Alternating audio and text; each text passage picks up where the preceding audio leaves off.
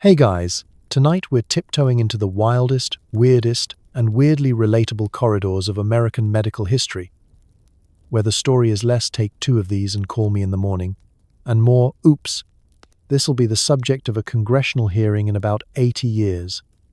That's right. It's the complete history of oxycodone. Tonight, you'll drift off while learning how a tiny white pill meant to stop pain accidentally became America's favorite disaster, sparking an opioid crisis so big it could probably get its own reality TV show. So before you get comfortable and your brain starts floating into the soft clouds of sleep, give that like button a gentle tap, maybe subscribe if you actually like what I do here, and leave a comment telling me where you're listening from. Is it 2 a.m.? Is it a work lunch nap?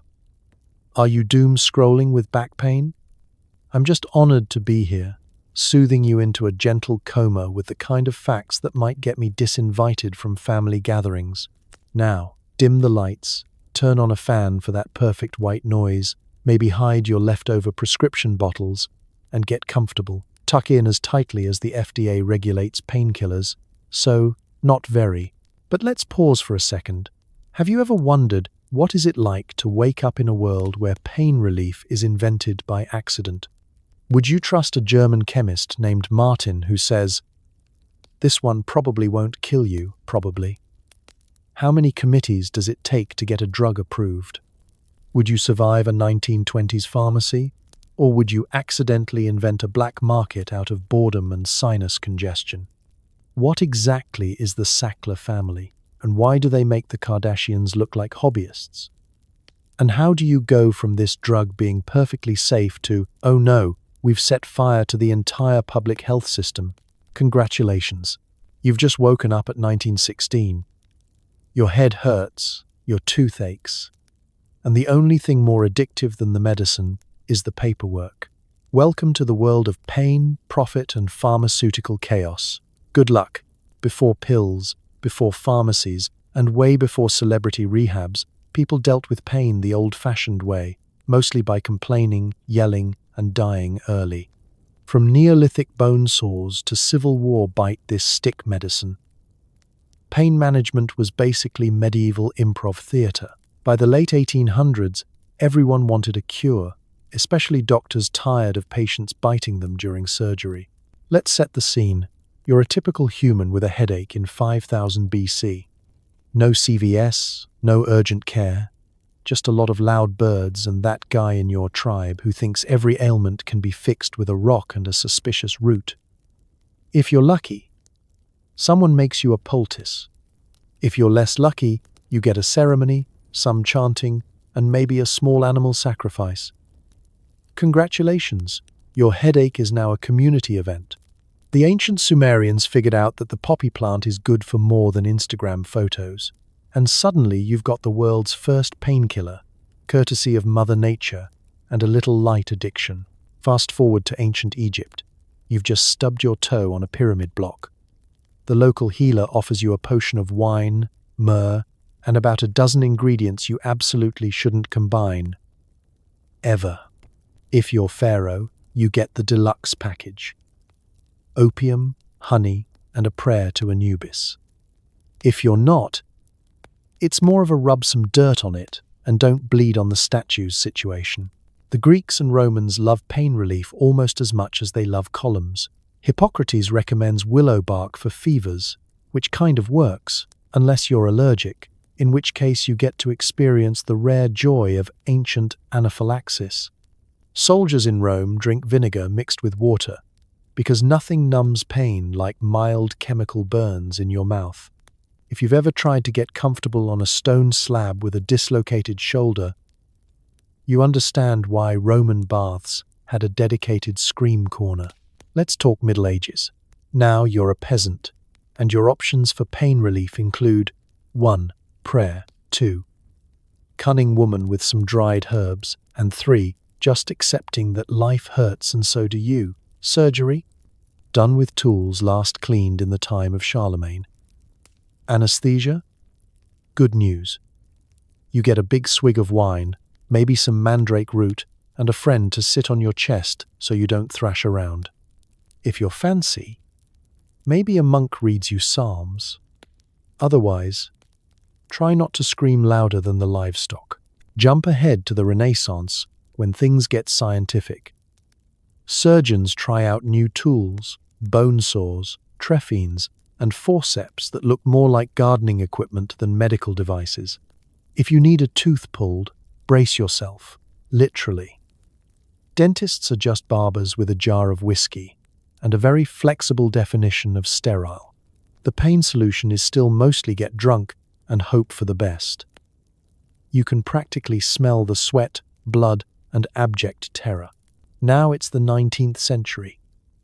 The Industrial Revolution has arrived, and so has mass suffering. You're working in a factory and lose a finger to the spinning jenny.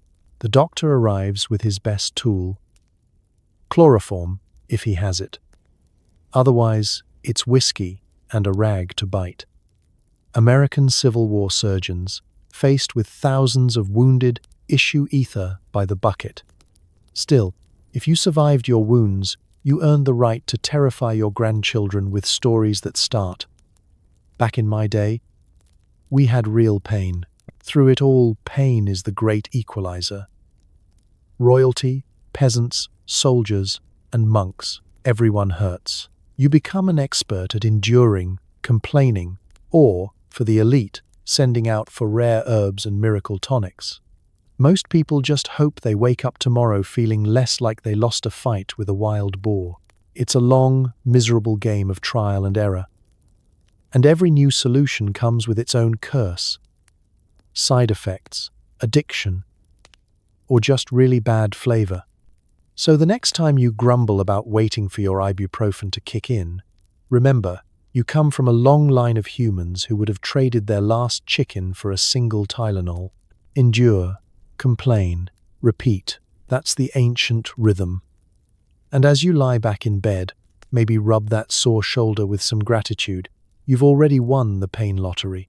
For thousands of years, opium was the magical plant that could numb pain, soothe a cough, and destroy a civilization or two on the side. Ancient Egyptians, Greeks, and Queen Victoria's personal stash. The world loved opium, even if it did make Tuesdays a little unpredictable. By the 19th century, pharmacies were basically opium boutiques with better hats. Picture yourself drifting back to ancient Sumer, where some enterprising farmer discovers that the sleepy white poppy growing in the corner of the field has more uses than just looking pretty in a vase. You're handed a sticky brown ball of something called the joy plant and told it'll fix your headache, your toothache, your heartbreak, and possibly your crop yield if you believe hard enough. Congratulations, your day just got a lot weirder, and so did your next 3 days. Fast forward to Egypt, land of pharaohs, linen, and a medicine chest that looks suspiciously like a box of party favors. Opium is all the rage, prescribed for everything from crying babies to cranky kings. You stub your toe in a pyramid? Opium. Cough that won't quit? Opium. Existential dread. Have you tried opium? The only thing the ancient Egyptians loved more than eyeliner was the sweet, soothing buzz of the poppy. By the time the Greeks and Romans get their hands on opium, it's basically the Swiss army knife of the ancient world. Galen, the celebrity doctor of his day, prescribes it for headaches, fevers, bad attitudes, and, if you can believe it, hysteria, which was the ancient code word for this patient, disagrees with me. Roman soldiers take opium before battles. Philosophers use it to ponder the universe. And if you're a Roman mother, you're rubbing a bit of it on your teething baby's gums and hoping for the best. Parenting, ancient style. Let's not forget China. By the time the Middle Ages roll around, opium is making its way east. Enter the centuries-long party that becomes the Opium Wars. Imagine waking up one day and realizing your entire country is addicted to British medicine that comes in a wooden chest and with a side of colonialism. China learns the hard way that the only thing harder to quit than opium is being colonized by people with very frilly shirts. Now, glide gently to Victorian England, where every respectable household has at least two things: a stiff upper lip and a bottle of laudanum. Laudanum is just a fancy word for opium in a bottle with a little alcohol, and it's prescribed for everything from insomnia to indigestion. Got a toothache? Laudanum. Nightmares? Laudanum. Need to keep the kids quiet during a dinner party? Laudanum for everyone. It's cheaper than gin, easier to get than a decent bath, and comes in a charming glass bottle with a label that basically says, "What could possibly go wrong?" Pharmacies in the 1800s are less healthcare provider and more choose your own adventure. You stroll in, tip your hat, and browse a rainbow of powders, tinctures, and opium-laced syrups. If you're feeling adventurous, try Godfrey's cordial, Mrs. Winslow's soothing syrup, or any number of cough remedies that will absolutely stop your cough, mainly by making you forget you ever had lungs. The only question isn't, will this work? But how many of these can I take before I forget my own address? Of course, not everyone is thrilled. By the end of the 19th century, some party pooper doctors start to notice that their patients are coming back a little too often for refills, with pupils the size of dinner plates and stories that don't quite add up. Addiction, they whisper, like it's a newfangled trend. Still, most people are just glad they can finally sleep through the night, even if they occasionally wake up in someone else's house. Opium is everywhere, in every medicine chest, and woven into the fabric of daily life. Whether you're rich, poor, royal, or just someone with a really stubborn cough, the poppy is your best friend, and maybe, eventually, your worst enemy. By the time the 20th century rolls around, the world is waking up from the world's longest, strangest nap. The only thing everyone can agree on? Opiates definitely work. Sometimes, a little too well. And that, dear listener, is how a field of flowers went from ancient wonder drug to the world's favorite historical cautionary tale. Sleep tight, and if you hear Victorian music playing softly, maybe check your medicine cabinet. Enter morphine, strong, effective, and so addictive it made coffee look like a gateway drug. Soldiers came home with more than medals, and Victorian society quietly panicked as morphinism swept the globe. The only solution? Invent an even newer, stronger drug. What could possibly go wrong? Let's wind the clock back to the early 1800s. You're a German pharmacist with spectacular sideburns and a burning desire to win science fairs. You take a look at opium and think, surely there's a way to make this even more potent, possibly by using a lot of glassware and staring dramatically into the middle distance. Congratulations. You've just isolated morphine, a chemical so good at killing pain, it's named after Morpheus, the Greek god of dreams. Subtle foreshadowing. Suddenly, doctors have a new superweapon. Childbirth? Morphine? Surgery? Morphine. A headache after listening to too much Beethoven? Morphine, obviously. By the mid-1800s, it's the wonder drug that makes you feel like you're floating above your problems, because, in a way, you are. Pain? Never heard of her. Nerves? Blissfully disconnected. The only catch: you can't stop taking it, ever. The real breakthrough comes with the invention of the hypodermic needle. Picture a Victorian gentleman in a three-piece suit, carefully rolling up his sleeve while a nurse preps a syringe the size of a turkey baster. Before the needle, you had to drink or eat your medicine like some kind of medieval peasant. Now, you can inject morphine straight into your arm and bypass all the boring parts of digestion. Doctors believe the new injection method is less addictive. It isn't. But, optimism is important. Let's talk about war. If there's one thing history does really well, it's making a lot of people hurt all at once. The American Civil War is basically a crash course in pain, amputation, and using morphine for everything except maybe as salad dressing.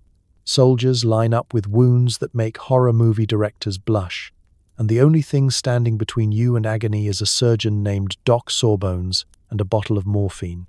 It works so well that after the war, thousands of veterans go home with soldier's disease, which is the polite 19th century way of saying permanent morphine habit. Victorian society tries to ignore the problem, as only Victorians can, by putting lace on it and refusing to make eye contact. Morphine is so common you can buy it at the corner pharmacy or have it delivered with your groceries. Got a nagging cough? Morphine syrup. Toothache? Morphine drops. Need to keep the kids calm on a long carriage ride? Morphine lollipops. It's the age of miracles and tiny detail, crippling dependency. Eventually, people notice that their neighbors are spending a lot more time in chaise lounges, staring at the wallpaper and speaking in the kind of poetic metaphors you only use when you're high as a Victorian kite. Doctors coined the term morphinism, which sounds elegant but mostly means you spend your afternoons napping and your evenings writing very emotional poetry. Of course, if you're wealthy, your morphine addiction is considered an eccentricity. If you're not, it's more of a moral failing. Victorian society is a big fan of double standards, preferably applied with a monocle and a frown. Clinics pop up promising to cure morphine addiction with, you guessed it, more morphine, or sometimes by swapping you to a different, even newer wonder drug. Spoiler, this does not work. With the world waking up to the dark side of its favorite painkiller, the medical establishment gets creative. What if, hear us out, there was a new drug? Something even better, even less addictive, even more scientific. Enter heroin, stage left. But that's a bedtime horror story for another segment. In the end, morphine's gift to humanity is complicated. It banished pain, ended suffering, and turned medicine cabinets into the Wild West. But as you drift off tonight, remember, there's always someone in history who thought, surely we can fix this with another drug. And, just as often, they were very, very wrong. Somehow, pharmaceutical companies thought, let's give heroin to coughing kids. Spoiler. It didn't go well. Heroin was sold as a safe alternative to morphine until people noticed their neighbors chewing wallpaper for fun. It's the turn of the 20th century. You're a parent, you're exhausted, and your child has a cough that sounds like they've swallowed a kazoo. The pharmacy down the road advertises a miracle syrup, Bayer heroin, safe for all ages. You buy it because your only other option is listening to coughing all night and contemplating a second family in another town. The pharmacist hands you a cheery glass bottle with a fancy script label and, crucially, 0 warnings. You give the kid a spoonful. 5 minutes later, little Tommy is quiet, wide-eyed, and remarkably invested in the meaning of shadows on the wall. Meanwhile, you're coughing too. It's been a rough winter. The solution? Take a slug yourself. Suddenly, that weird sound in the attic isn't worrying. It's almost musical. Welcome to the world's most relaxed family. Courtesy of a drug named after the German word heroisch, meaning heroic. It's supposed to make you feel bold and invincible. Spoiler. It mostly makes you forget where you put your shoes. Doctors and pharmacists are all in. Bayer, the same company that gave the world aspirin, is aggressively marketing heroin as a cure for coughs, colds, headaches, and that gnawing sense of existential dread. You see advertisements everywhere. One shows a smiling mother spoon-feeding heroin to her child, both blissfully unaware that bedtime just got a lot more interesting. Need to calm your nerves after a hard day at the textile mill? Try heroin. Having trouble with your asthma, bronchitis, or just life in general? Double the dose. There's no problem heroin can't make fuzzier. The best part? According to the experts? It's not addictive. That's right. Scientists believe heroin is less habit-forming than morphine. You're told you can safely take it as often as needed, which is Victorian for put it in your tea, and let's all pretend we're fine. It's handed out in hospitals, sold over the counter, and recommended by friendly neighborhood physicians with beards you'd instinctively trust. The phrase side effects may include does not exist. Let's be clear, heroin does work. You stop coughing, you stop worrying, you stop, well, doing much of anything. But soon, people notice strange things. Neighbors are staring at walls for hours, mothers can't quite recall where they left their children, and local poets are suddenly a lot more prolific. Some users are so mellow they forget to show up for work, meals, or the rest of their lives. It doesn't take long for a few sharp-eyed doctors, and a lot of panicked relatives, to realize that this non-addictive miracle is, in fact, terrifyingly habit-forming. Congratulations, you're living through the dawn of public health warnings. Newspapers begin reporting on heroin habitués, people so hooked they'll do anything for their next bottle of syrup. There are cases of toddlers having withdrawal symptoms, business owners losing everything, and grandmothers knitting scarves that never, ever end. Doctors scramble for answers, but their best solution is still, maybe switch back to morphine? As the years roll by, governments and medical associations start to wake up. There are murmurs about regulation. Suddenly, your pharmacist is a lot less enthusiastic. Heroin is moved behind the counter, then under it, then out the back door, then finally, gasp, banned altogether for non-medical use. Addiction clinics open their doors for the first time, filled with patients who just wanted a good night's sleep and now think their wallpaper might be plotting against them. Heroin's heyday is brief, bizarre, and a little heartbreaking. For a few years, it's the darling of the medical world, handed out with a smile and a tip of the hat. Then, almost overnight, it becomes a cautionary tale, whispered about by pharmacists, mothers, and anyone who's ever trusted a cure that sounded a little too good to be true. So next time you see a vintage ad for heroin cough syrup, give your immune system a quiet thank you. And remember, when the solution is more dangerous than the problem, you're probably living in an era history will call quirky, and everyone else will call an actual nightmare. It's World War I. Two German scientists, working for a company that would later make both aspirin and a lot of legal trouble, try to make a non-addictive painkiller. What they create is Oxycodone, a chemical cocktail so potent it should have come with a warning label reading, "You sure about this?" Let's set the scene. It's 1916, and Europe is in the middle of one of history's worst group projects. Trench foot, artillery, and a general shortage of optimism have everyone searching for pain relief. But morphine is already a double-edged sword. Yes, it numbs your wounds, but it also leaves you with a brand new addiction and a sudden interest in abstract wallpaper. Pharmaceutical companies are under pressure. Soldiers and civilians alike need something for pain. But maybe, just maybe, without the inconvenient side effect of lifelong dependency. Enter Martin Freund and Edmund Speyer, two German chemists who clearly never read the phrase, "Let sleeping dogs lie." Their laboratory smells like vinegar, stale coffee, and the haunted dreams of every pharmacist who ever thought, "Let's improve this recipe." The pair work for the illustrious company Merck, a brand that will one day make both household painkillers and the occasional international scandal. But for now, their job is to find a morphine replacement that's gentler, safer, and, if possible, doesn't make people want to write confessional poetry at 3 a.m. With Bunsen burners blazing and pipettes poised, they start tinkering with the bane, a chemical cousin of morphine found in the opium poppy.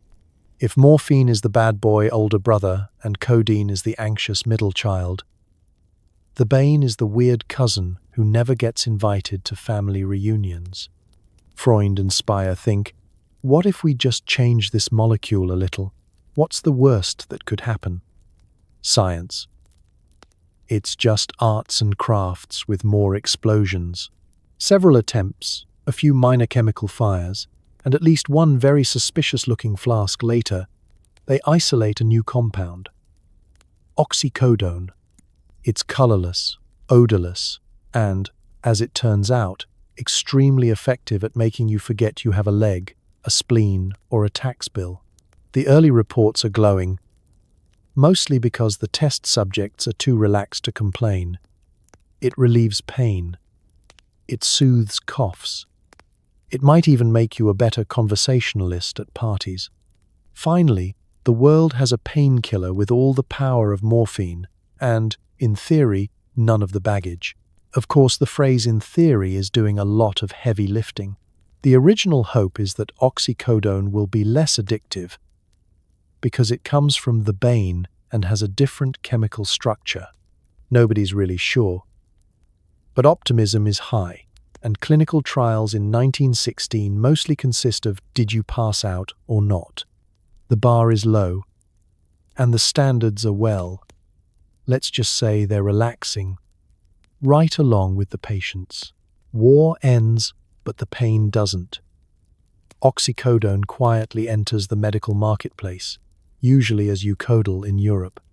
Doctors prescribe it for everything from severe injuries to bad coughs to nervous exhaustion, which, if you lived through World War I, was just called Tuesday.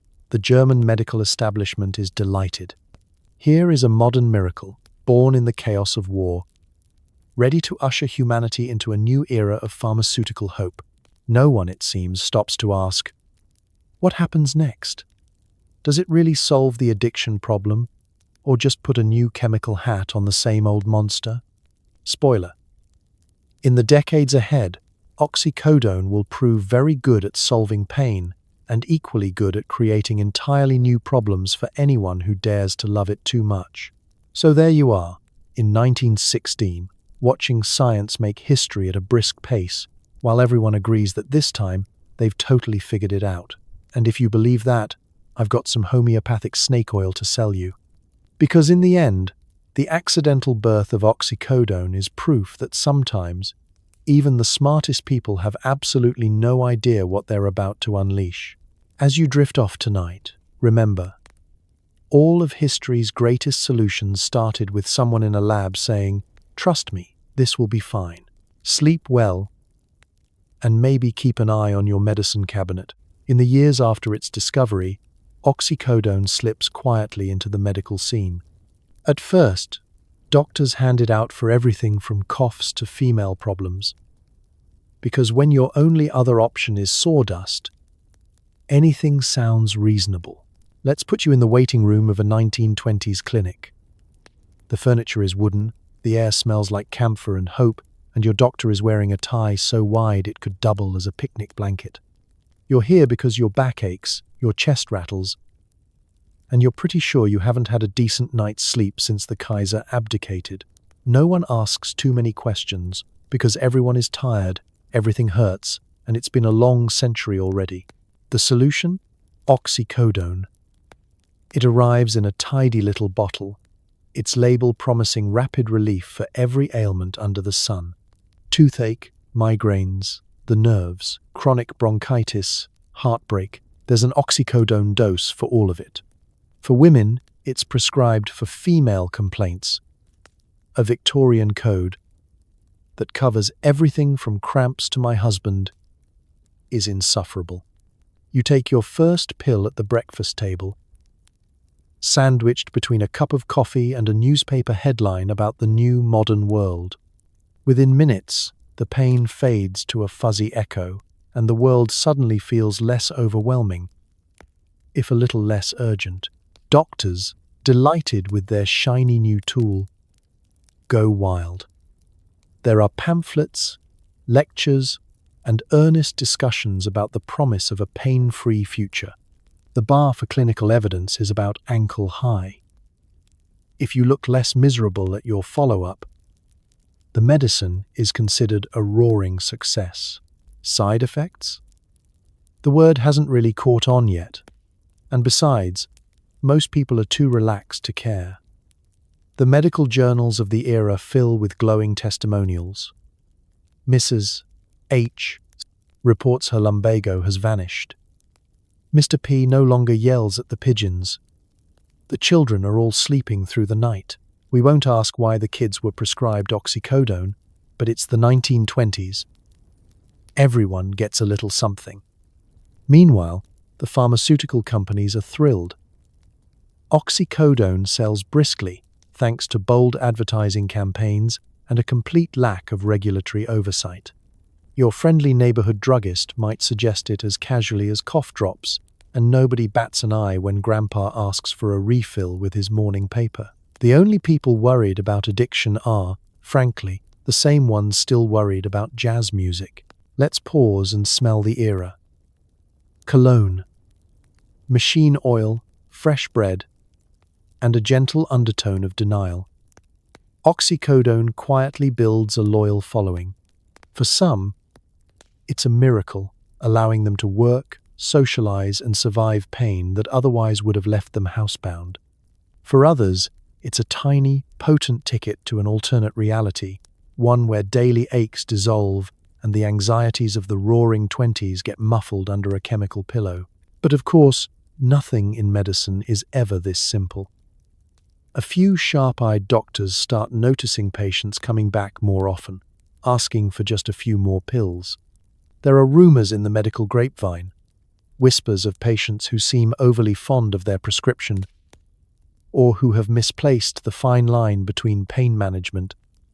And I just really like how this makes me feel. Some clinicians raise their eyebrows, but for now, the good outweighs the questionable. There are bigger worries: stock market crashes, influenza, and the creeping suspicion that this new era might not be as modern as everyone hoped.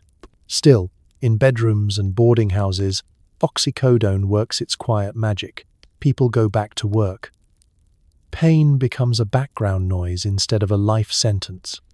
If you're a patient in this era, you don't question it. Why would you, when every ad, every doctor, and every grateful neighbor swears by it? You don't see the shadow growing behind the miracle, not yet.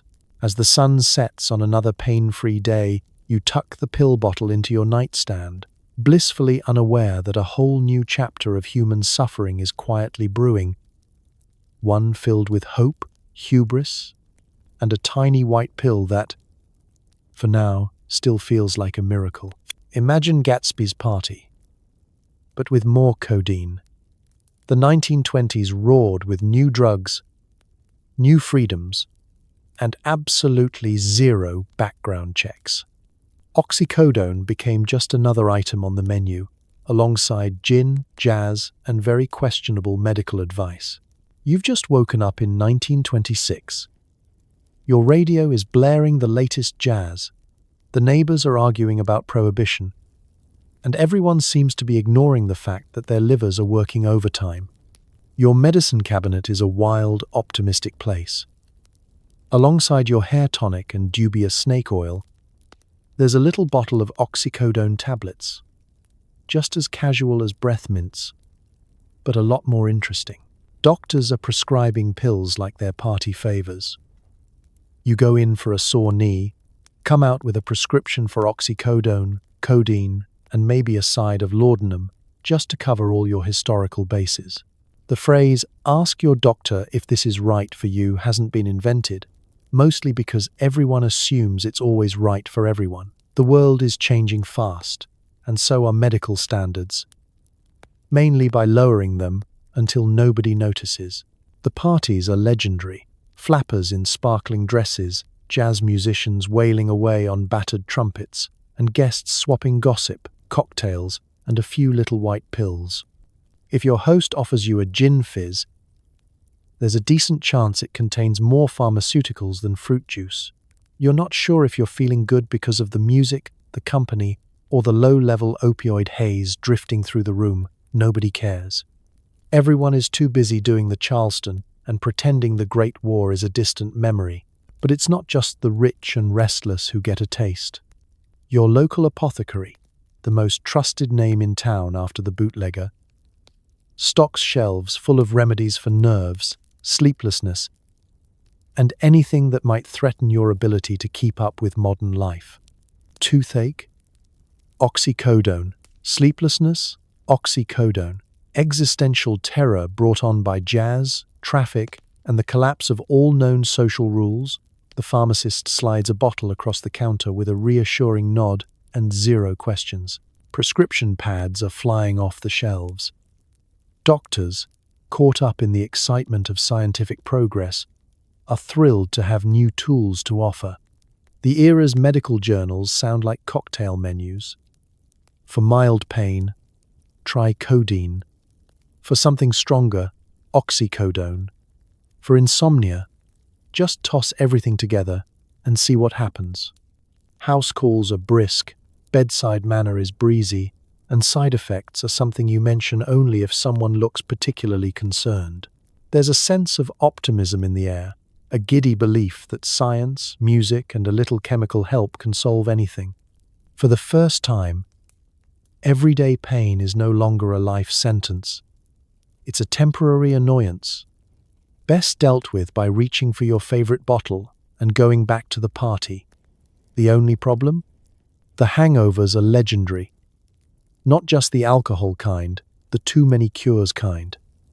But you take your lumps, make a fresh pot of coffee, and trust the next prescription will balance everything out. Of course, beneath the surface, the cracks are already forming. Some people are coming back for more pills than the doctor remembers prescribing. The jazz isn't the only thing that's addictive, and the parties sometimes last a little too long. You might catch yourself staring at the wallpaper just a beat too long, or forgetting the lyrics to your favorite song. Nobody says the word dependence yet, but you're starting to hear it whispered at the pharmacy, right between bootleg and speakeasy. But for now, it's the 1920s. The world is buzzing with newness. Pain is just another thing you can medicate away. And the future is wide open. So long as you keep the music playing and your prescriptions filled. And hey, if you feel a little too good, just blame it on the jazz. By the 1930s, the United States government realizes that maybe, just maybe, letting anyone buy heroin cough syrup isn't ideal.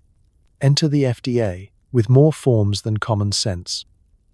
And a new goal: slow down the nation's chemical free-for-all. Picture yourself in a small-town pharmacy in 1932. The shelves look less like a health aisle and more like a Wild West general store for the chemically ambitious. Every bottle boasts big promises. Cures coughs, soothes nerves, fixes heartbreak, relieves existential dread, and contains only a little bit of cocaine. Children are bouncing on sugar highs, mothers are peacefully napping, and Grandpa has developed an alarming fondness for Mrs. Winslow's soothing syrup. Your local pharmacist is less of a medical professional and more of a high-stakes bartender, always ready to mix a little something for whatever ails you. But the nation's hangover is setting in. Headlines start trickling in. Mystery tonic sends 10 to hospital, followed by that classic American refrain, "There ought to be a law." The federal government, after decades of letting the invisible hand do jazz hands all over the medicine cabinet, finally takes a closer look and quietly panics. It's not just that people are getting high on their cough syrup. It's that nobody has any idea what's actually in the cough syrup. Sometimes it's morphine, sometimes it's opium, sometimes it's secret ingredients that are only secret because nobody can spell them. Enter the FDA. The Food and Drug Administration, now with actual teeth and, most importantly, a filing cabinet the size of Rhode Island. Their first order of business? Paperwork. So much paperwork. If you want to sell a medicine, you have to submit a form. If you want to change the label, another form. If you want to claim your syrup restores vigor, you need clinical proof and a signature from a man with a mustache who hates fun. The FDA sweeps into town with white coats, pocket protectors, and the kind of bureaucratic enthusiasm that could wilt a cactus. Suddenly, there are rules. You can't just promise your tonic will cure all ills, banish sadness, and make you irresistible to flappers. You have to prove your product won't immediately kill someone, or at least not before the paperwork goes through. Snake oil sellers are out. Science is in. And the American public is not entirely sure how to feel about this. On one hand, there are fewer children passing out in church. On the other hand, the fun labels with the dancing skeletons start to disappear. Of course, every new rule comes with loopholes wide enough to drive a Model T through. Some companies slap on new labels, for external use only, and quietly wink at their customers. Others rename their potions and add a dash of legal caffeine. The game has changed, but the players are still very creative. Meanwhile, doctors mutter about government interference while filling out more forms than prescriptions. But the FDA keeps growing. With every decade, its power multiplies. They start inspecting factories, banning dangerous dyes, and quietly ending America's brief but glorious romance with radium toothpaste. Suddenly, being a pharmacist requires more than a bow tie and a willingness to experiment. Medicines start coming with lists of side effects, and for the first time, you're told that maybe, just maybe, your favorite syrup shouldn't taste like candy. For the everyday American, life becomes a little more predictable and maybe a bit less exciting. There's a vague comfort in knowing your cough syrup won't double as a tranquilizer dart, but also a tiny sadness as the age of the miracle cure slips away. The FDA has arrived, and while the lines at the pharmacy get longer, the risk of accidental time travel via prescription drops dramatically. So as you drift off tonight, be grateful for the fine print on your medicine bottles, the paperwork behind your painkillers, and the unglamorous heroes of bureaucracy who made sure your next remedy doesn't come with a side of spontaneous jazz hands. Sleep tight, and don't forget to read the label. When the world goes to war again, Oxycodone tags along. Medics hand it out to injured soldiers, because nothing says victory like being high enough to ignore shrapnel. Imagine waking up in 1942. The planet is in chaos. Maps are being redrawn with every passing month, and you, lucky you, are wearing a uniform that never quite fits right. The air smells of wool, fear, and whatever passed for breakfast in your ration kit. You've been issued a helmet, a canteen, and, if things go sideways, a packet of pills stamped with long, official-looking German or American letters. Oxycodone, codeine, morphine, maybe something with a name only a pharmacist could love. It's the golden age of military medicine, by which we mean, if you get injured, the best the 20th century can offer is a slightly cleaner needle and the cheeriest medic this side of Omaha Beach. The triage tent is a blur of shouting, blood, and hands moving so fast you're not entirely sure if you're getting first aid or being prepped for a magic trick. The standard field protocol? Patch up what you can and medicate the rest. You don't get a spa day, but you do get oxycodone. Because nothing soothes a bullet wound quite like chemically induced optimism. It's not just about the pain. World War II is a sensory onslaught, shells exploding, engines roaring, boots stomping, and the constant thrum of worry in your chest. You're tired, you're dirty, and the only thing more battered than your boots is your morale. Enter the field medic, armed with a medical bag and a can-do attitude, ready to turn agony into manageable background noise with one tiny pill. You're told to take two and keep moving, if you can remember how your legs work. Oxycodone, morphine, and other opioid relatives are handed out for everything. Shrapnel wounds, broken limbs, nervous exhaustion, and any medical mystery that doesn't resolve itself with a slap and a shot of penicillin. You can practically hear the collective sigh of relief from the trenches to the foxholes. Soldiers become experts at identifying the different flavors of military painkillers, swapping notes, and occasionally hoarding their favorites for the next time someone's cooking explodes in the mess tent. Meanwhile, back home, pharmaceutical companies are churning out painkillers faster than you can say war bonds. Bottles and packets arrive by the crate, each promising rapid relief and a swift return to the front. Army doctors become reluctant pharmacists, balancing battlefield heroics with the reality of dependency. For every grateful soldier able to walk away from disaster, there's another quietly realizing that the afterglow of oxycodone feels a lot like peace. Until it doesn't. The war's end doesn't end the pain. Veterans return with wounds that go far beyond the physical. Trauma, insomnia, the odd phantom limb that aches at 3 in the morning.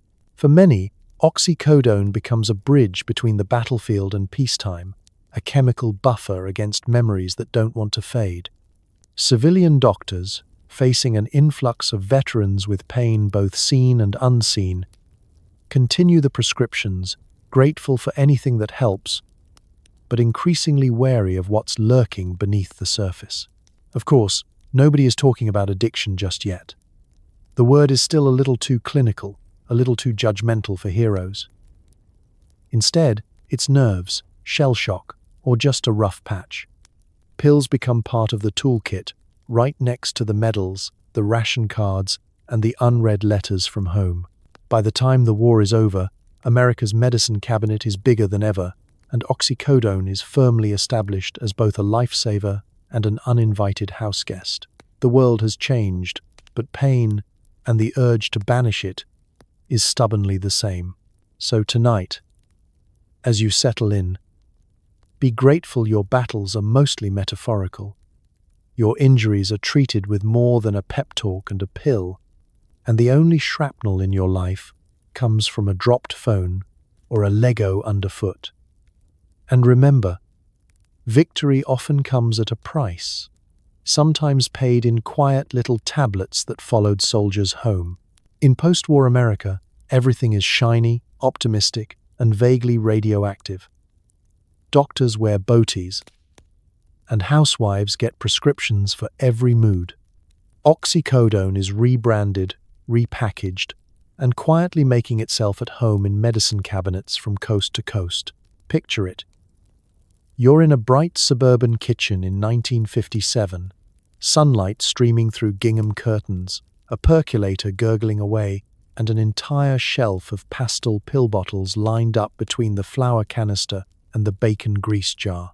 There's a pill for nerves, a pill for tension, a pill for female complaints, and one for that ache in your back you've been ignoring since D-Day.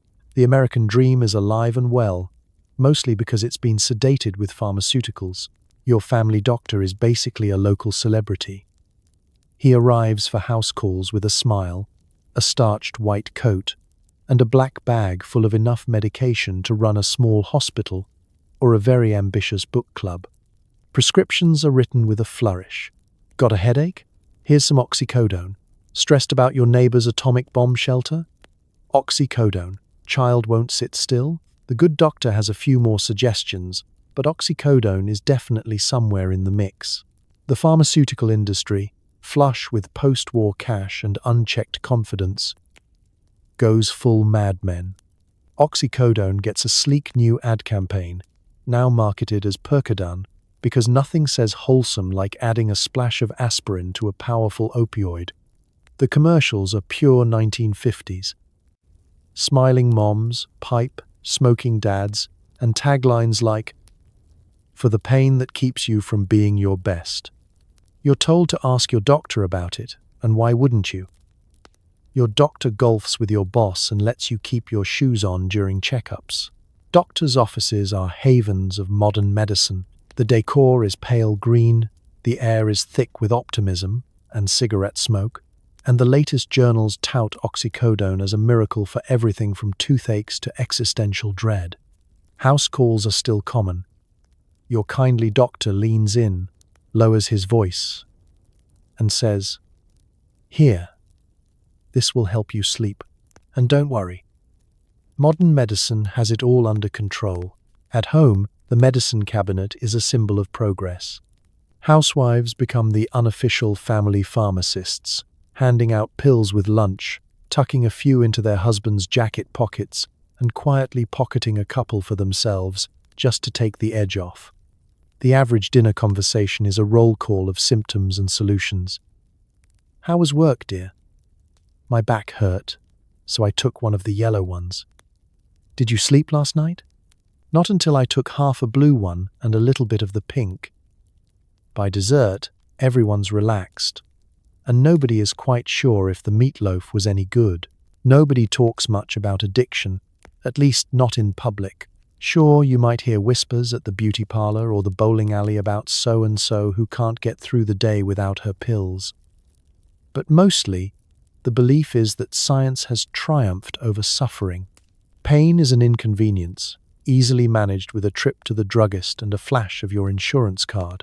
The only thing more dangerous than pain itself is being under-medicated, which is about as un-American as refusing pie on Thanksgiving. As the decade rolls on, America hums with the sound of pill bottles rattling in purses and glove compartments. Oxycodone and its new cousins make life smoother, brighter, and, if you ignore the growing mountain of empty bottles, a little surreal. The nation is hooked, but politely, and with excellent manners. So as you sink into your clean bed tonight, grateful for every convenience modern life brings, remember, the golden age of pill pushing was all about chasing happiness, one prescription at a time. And if the world felt just a bit fuzzier around the edges, well, that was just science doing its job, with a wink and a bow tie. Here comes Arthur Sackler, the man who could sell sand in a desert. With slick ad campaigns and a belief that doctors just need a little nudge, he paves the way for a pharmaceutical revolution and a moral collapse that'll keep lawyers busy for generations. It's the 1960s, and the world is changing fast. Suburbia is blooming, color TV is invading every living room. And somewhere in Manhattan, Arthur Sackler is having an idea so bold it could probably power a small city. If you're a doctor, your mailbox is about to become very interesting. Sackler, a psychiatrist by training and a marketing tornado by talent, sees the pharmaceutical industry not as a sleepy trade but as an untapped goldmine. His gift? Persuasion. His favorite tool? The glossy advertisement, preferably full page, preferably everywhere, preferably so visually irresistible that you forget you're even looking at drugs. If you're a doctor in this era, you wake up to a mountain of mailers. Brochures, pamphlets, medical journals, every single one boasting the latest, greatest pill that will revolutionize medicine and maybe even help you remember where you left your car keys. Arthur Sackler doesn't just want you to prescribe drugs. He wants you to want to prescribe drugs. His campaigns are pure art. Trusted faces in white coats, soothing taglines, charts with more upward arrows than a NASA launch, and testimonials from actors who might also be your neighbor's dentist. But Sackler doesn't stop at paper. He's a pioneer of the free sample, a concept so powerful it turns every doctor's desk into a pharmaceutical candy store. Suddenly, physicians have drawers full of pills, all labeled, all shiny, all ready to be handed out like Tic Tacs at the first sign of a headache. And Sackler's educational seminars? They're less medical conference, more all expenses paid party. Doctors are wined, dined, and serenaded by science. A few hours later, they're back in the office with a pen in one hand, a prescription pad in the other, and a mind full of possibilities. It's a golden age for pharmaceutical reps, too. If you're in sales, you drive a company car, wear a suit that smells faintly of optimism and cologne, and pop into clinics bearing gifts, fancy pens, branded notepads, maybe even tickets to a ball game. All in the name of medical advancement, of course. The message is subtle. This new pill is safe, effective, and modern. Why not prescribe it to everyone you know? Arthur Sackler's masterstroke, though, is understanding the doctor's psychology. He knows that busy physicians are just like the rest of us. They want to help, they're tired, and a well-designed ad can save them time. Sackler redefines the very concept of medical authority. If it's in the journal, it must be true. If the article is sponsored by a pharmaceutical company, well, that's just progress. Behind the curtain, of course, there's a gathering storm. Sackler's marketing machine sets a new standard, one soon adopted by every drug company with a product and a dream. regulations are lagging, oversight is minimal, and the checks and balances are mostly just checks. Prescriptions soar. Patients get the latest pills, often with very little understanding of what's actually inside them. And so, with every glossy page and every clever slogan, Arthur Sackler quietly rewrites the rules of medicine. He doesn't invent the drugs, but he does invent the world in which drugs are a lifestyle, and medicine is just another branch of sales and marketing. By the time the lawyers finally wake up, the revolution is well underway, and the genie is nowhere near the bottle. So, tonight, as you drift off, consider this. Sometimes, the most powerful force in medicine isn't science or ethics. It's a really good pitch. The Sackler brothers buy a small company, Purdue Pharma, and suddenly, medicine is less about helping people and more about making Wall Street do the wave. Step 1. Invent a drug that everyone wants, needs, and can't stop taking. Step 2. Deny everything. Let's roll back to the 1980s. Your hair is big, your shoulder pads are bigger, and somewhere in a Manhattan boardroom, the Sackler family is plotting the kind of business move that would make Gordon Gekko take notes. Purdue Pharma, a sleepy little pharmaceutical company best known for making earwax remover and laxatives, is about to get a glow-up worthy of a Wall Street montage. The new plan? Go big, go bold, and, if possible, go home with everyone's money. Picture the meeting. 3 Sackler brothers in expensive suits, whiteboards covered with flowcharts, and the smell of ambition, plus a faint whiff of benzoin ointment. The old business model, helping people, gets quietly pushed to the side. The new model? Market domination, preferably through a product people literally cannot live without. And so begins the corporate coming-of-age story nobody asked for. It starts with research. The team scours the horizon for pain points, literal and figurative. Americans are hurting, aging, and, thanks to the power of modern advertising, always a little dissatisfied. Enter the idea, why not create the ultimate painkiller, one that works for everyone, everywhere, all the time. If you can slap a non-addictive label on it, even better. Purdue Pharma dives into the opioid game like it's the Olympic finals. Research teams work around the clock, refining formulations, testing time-release coatings, and making PowerPoints with more upward-trending arrows than a stock market crash. It's not just about science, it's about image. The product must feel revolutionary. The packaging? Sleek, modern, with a name that sounds like hope and feels like a solution. At some point, someone probably jokes, let's just call it happiness in a capsule, and everyone laughs a little too hard. When the first blockbuster product is ready, the real party starts. The sales team launches a nationwide blitz. Doctors get visits from sharply dressed reps, armed with free samples and data sheets, plus invitations to educational dinners that are 1 part medical lecture, 2 parts open bar. The message is subtle but clear. This is safe. This is modern. You'd prescribe it to your own grandmother. Spoiler: many do. Marketing budgets balloon. Glossy ads feature smiling grandparents, grateful office workers, and active retirees hiking in suspiciously clean shoes. There are testimonials, graphs, and statistics, some of them even accurate. Magazines, TV, billboards, everywhere you look, there's a Purdue Pharma product promising a pain-free tomorrow. Behind the scenes, Wall Street investors are popping metaphorical champagne, watching quarterly profits soar. But as the checks roll in, so do the warning signs.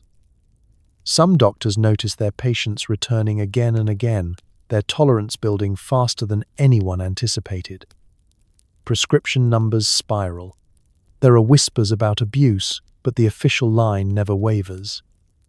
Our product is safe if used as directed. As directed. continuously, and preferably in bulk. When a few courageous researchers raise the alarm, the company's response is part legalese, part kabuki theater. Deny, distract, delay. Hire more lawyers. Spin up more ads. Anyone with concerns is told the science is inconclusive. And, anyway, people are probably just misusing the pills. In the press, the company is all smiles. In the boardroom, contingency plans are drafted in case anyone ever asks, "Wait, wasn't this your idea?" Meanwhile, the country is getting hooked. Doctors feel pressured to keep patients happy. Patients trust the experts. Profits go supernova, and the Sacklers become billionaires with art collections larger than some national museums. Wall Street does a standing ovation, and that's how Purdue Frederick, once your grandma's favorite source for eardrops, becomes the epicenter of an American health disaster. All because someone decided that the fastest way to a fortune is inventing a need, filling it, and then pretending it was never really a problem to begin with. As you lay in bed tonight, remember, sometimes behind every miracle cure is a boardroom of people learning to party, profit, and, if pressed, plead ignorance. Sleep tight, and always read the fine print. It's the 1990s. America is working overtime and herniating discs at record rates. Enter OxyContin, the time-release wonder pill.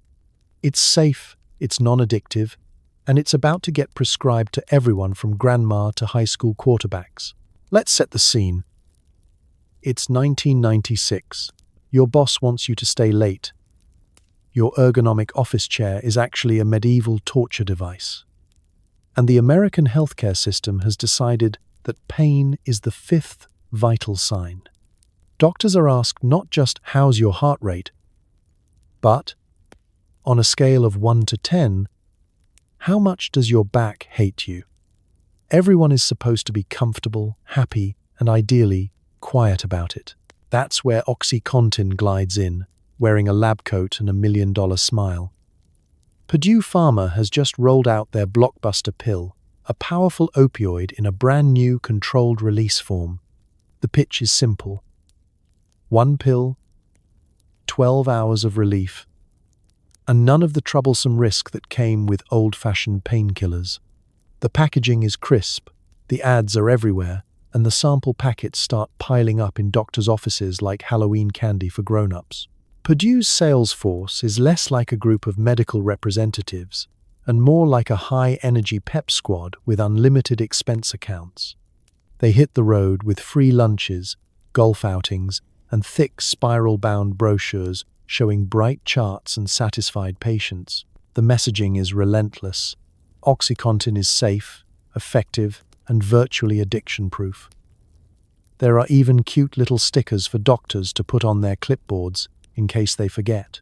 In the exam room, the message trickles down. You walk in complaining about a bad knee or a sore back.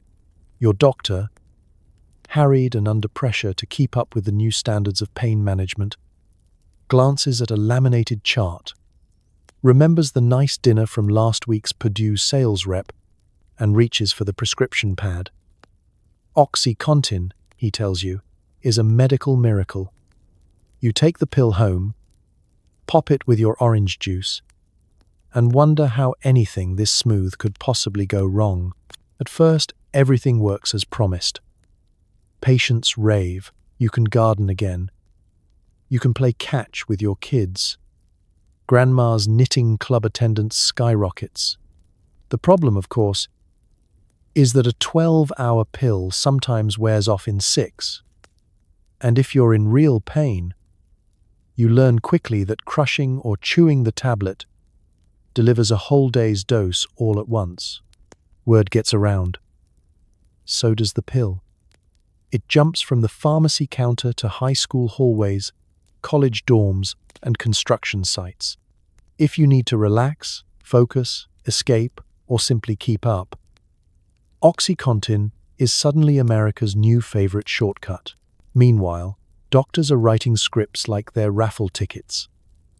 Some clinics turn into pill mills, churning out OxyContin by the suitcase, no questions asked. A prescription becomes as routine as a lollipop at the dentist. Purdue's profits explode.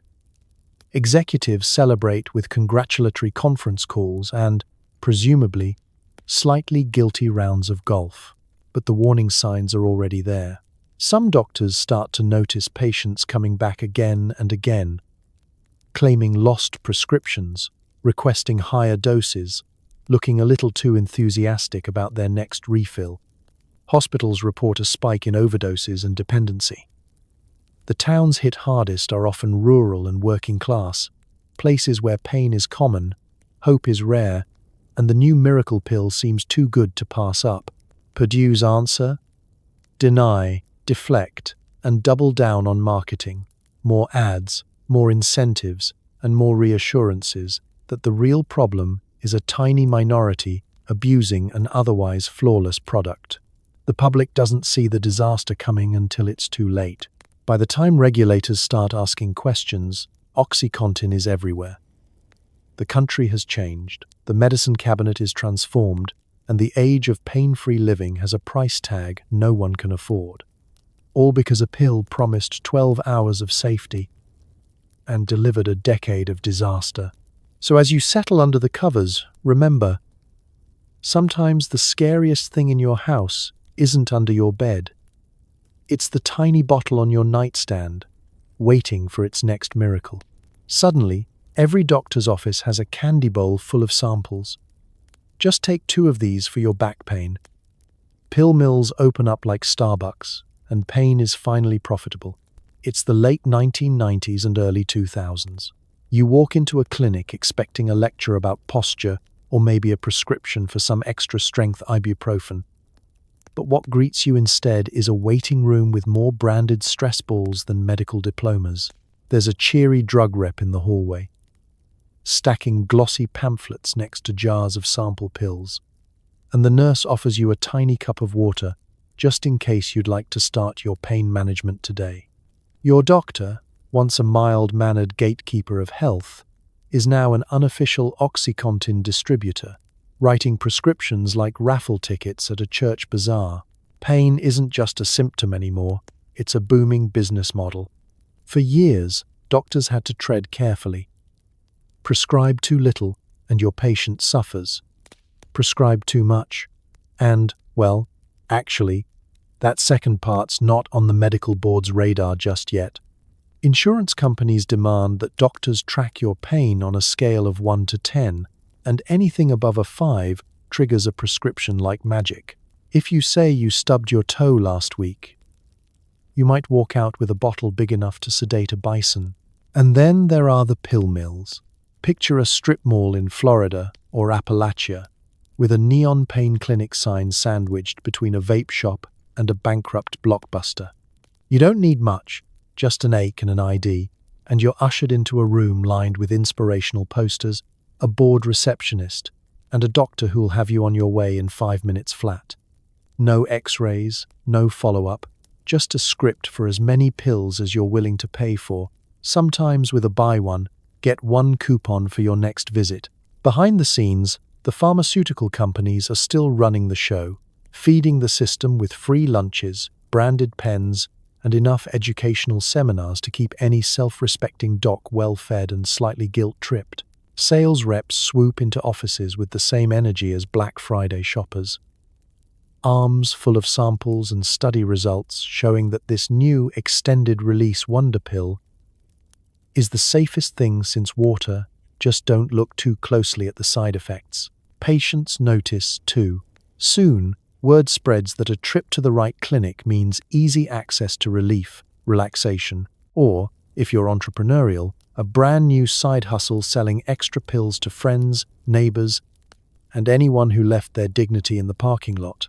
Teenagers figure out that grandma's medicine cabinet is now more profitable than mowing lawns, and the street value of OxyContin rivals that of concert tickets and rare Beanie Babies. If you're an honest patient, you're thrilled. Finally, you can sleep through the night, return to work, and play tennis without wincing. If you're not so honest, you can doctor shop.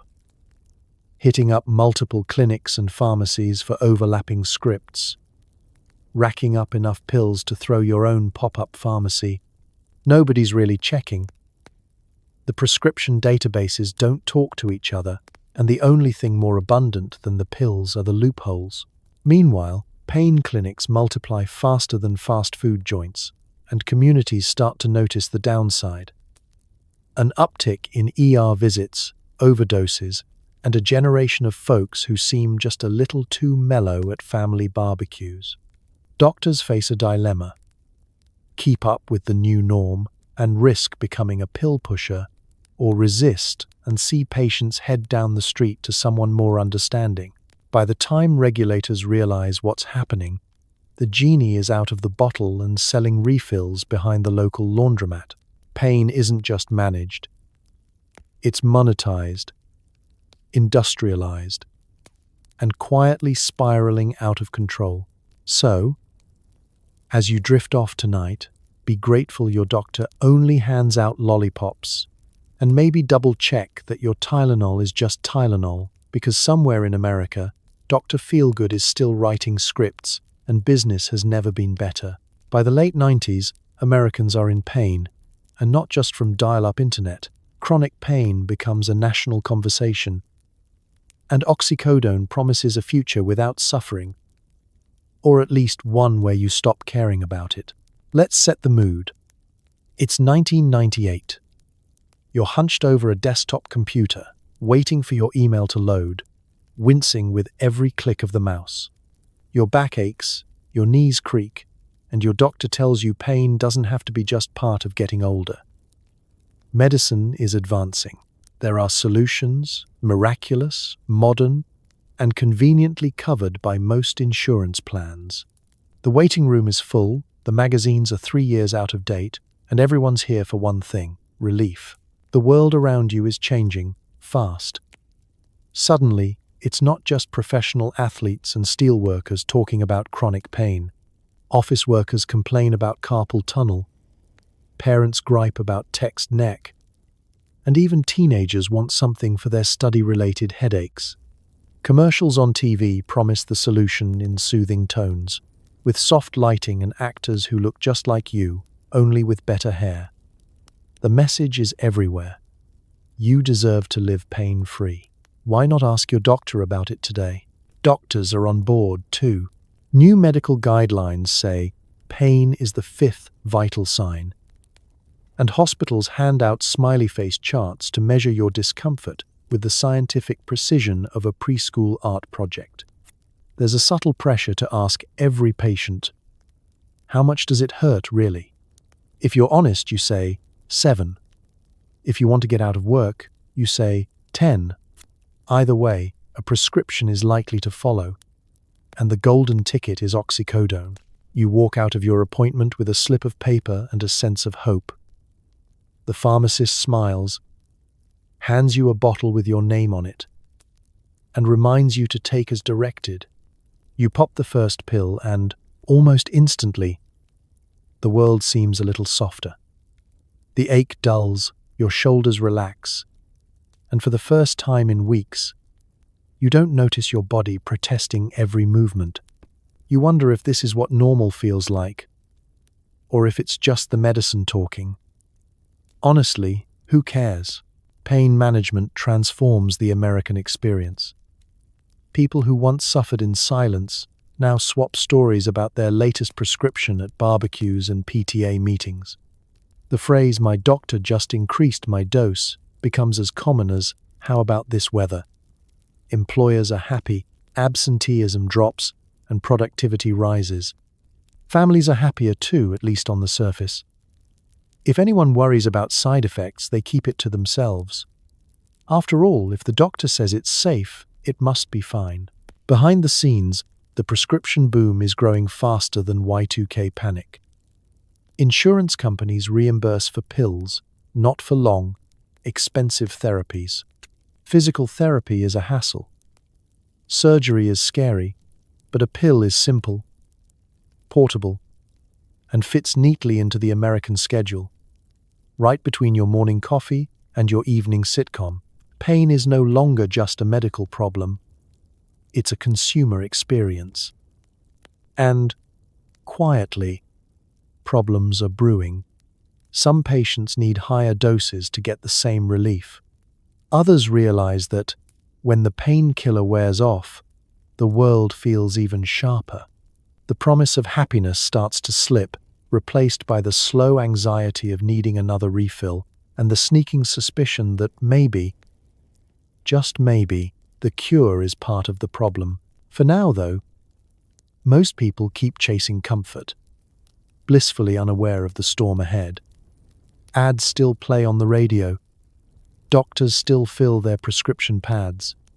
And in kitchens and car glove compartments across the country, little orange bottles pile up. Tiny trophies from America's pursuit of happiness. Pain-free and just a bit numb. So as you settle into bed tonight, remember, sometimes what feels like progress is just an arms race between your symptoms and your medicine cabinet.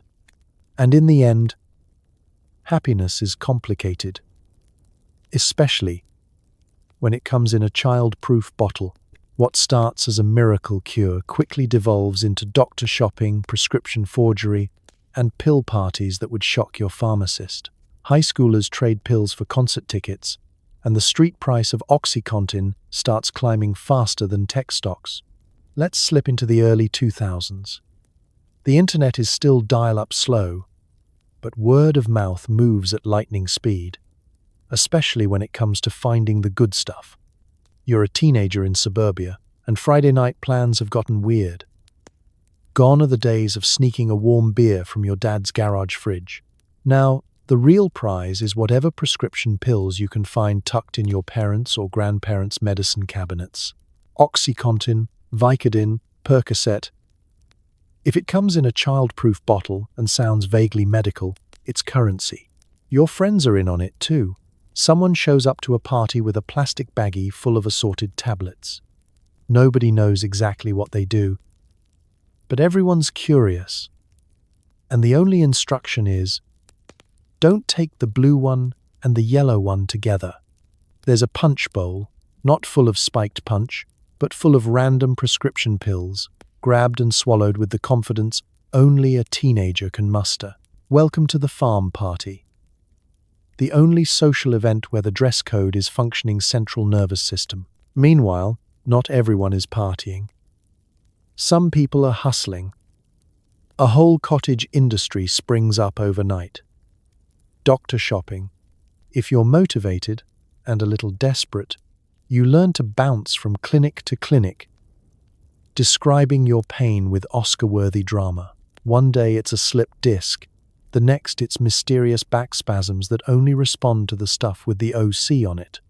The prescription pads keep moving, the bottles keep filling, and the black market is alive and well in the parking lot outside the pharmacy. Back in the clinic, the paperwork starts looking suspicious. Someone forges a doctor's signature. Someone else edits their own prescription on a home printer. Pharmacists get wise, but there's only so much they can do. The drugs are designed to help, but the profit margins are pure temptation. And where there's money, there's always a workaround. The DEA tries to catch up, but the street price of OxyContin keeps climbing, supply and demand in action, except the supply is your neighbor's medicine cabinet, and the demand is everyone's growing discomfort with reality. It's not just the kids. Middle-aged patients, caught in the spiral of chronic pain, find that the medicine that helped them work, play, and sleep has slowly taken over their daily routine. Some sell a few pills to make rent. Others find themselves hooked, caught in a tug-of-war between relief and withdrawal. The news stories pile up. Small towns ravaged. Entire families upended. ERs filling with accidental overdoses and frantic parents. The cultural shift is subtle, but you can feel it everywhere. Pill mill becomes a household phrase. Local law enforcement holds special town halls on prescription abuse. And your pharmacist starts asking more questions than your therapist.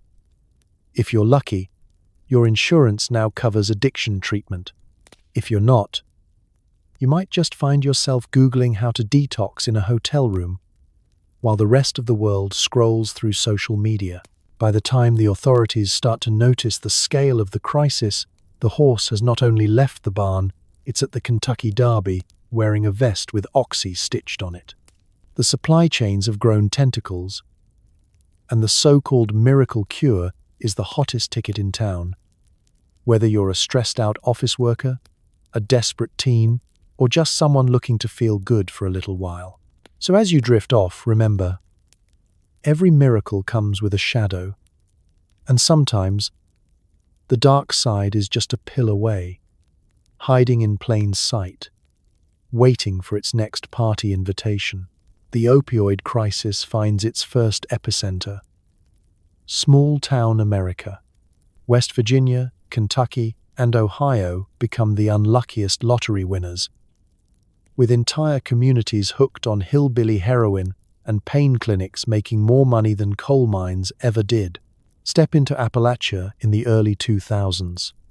You wake up in a quiet town nestled between misty green hills, where the air smells like cut grass and diesel, and everybody knows everybody's business, including which pharmacy gives the fastest refills. Once upon a time, the region's lifeblood was coal, black dust in your boots, a sore back, and a handshake that meant something. Now, the new boom is white pills and waiting rooms. At first, the arrival of OxyContin feels like a blessing. If you've worked a lifetime of hard jobs, mining, logging, lifting, or just carrying 3 kids and 2 paychecks, you know pain is the cost of survival. But now, pain is also an economic opportunity. Pain clinics pop up on every corner, with pain management painted in cheerful, hopeful letters. There are more clinics than gas stations, and the parking lot is always full, sometimes with cars from 3 states away. You walk in with a limp, maybe an old injury from when you fell off a roof, and you're greeted like a regular at a diner. The front desk hands you a clipboard, and nobody blinks at your story. The waiting room smells faintly of disinfectant and worry. You recognize neighbors, cousins, friends from church. Everyone's here for the same reason. Relief, hope, or maybe just the only way to keep working through the pain. The prescription itself is easy. Easier than getting a job, easier than getting a loan, sometimes easier than getting lunch. The doctor asks a couple of questions, glances at your x-rays, if there are any, and writes out a script with a pen that probably came from a pharmaceutical rep. You pay your fee, cash is king, and walk out with a bottle that promises a good night's sleep, or at least a few hours of peace. But behind every blessing, there's a price. As the pills flood in, the problems start to pile up. Kids who once dreamed of escaping to college or Nashville now hang around the pharmacy, asking older folks to fill prescriptions for them. Pill bottles are currency, traded for groceries, favors, or sometimes just the temporary relief of not feeling anything at all. It's not just the users, everyone is affected. Grandparents lose their savings to theft, employers struggle to find workers who can pass a drug test, and funerals start to outnumber baby showers. You start to hear new slang on the street: oxy, hillbilly heroin, doctor shopping. The pharmacies run out of stock faster than they can restock. Local police, more used to chasing down loose livestock, now face a drug epidemic, spiraling far beyond anything in the training manual. Ambulance sirens become part of the soundtrack, as overdoses and emergencies become the new normal. And then there's the shame. Small towns are proud towns. People who never asked for help in their lives now find themselves caught in a cycle they can't escape. Churches hold candlelight vigils. Schools start offering opioid awareness assemblies, though half the class is missing for reasons nobody wants to discuss. By the late 2000s, the headlines have arrived. National news vans park by the courthouse, looking for sound bites and sad stories. But in Appalachia, the crisis is never just a headline, it's a daily reality. Pill mills close. But the need doesn't go away.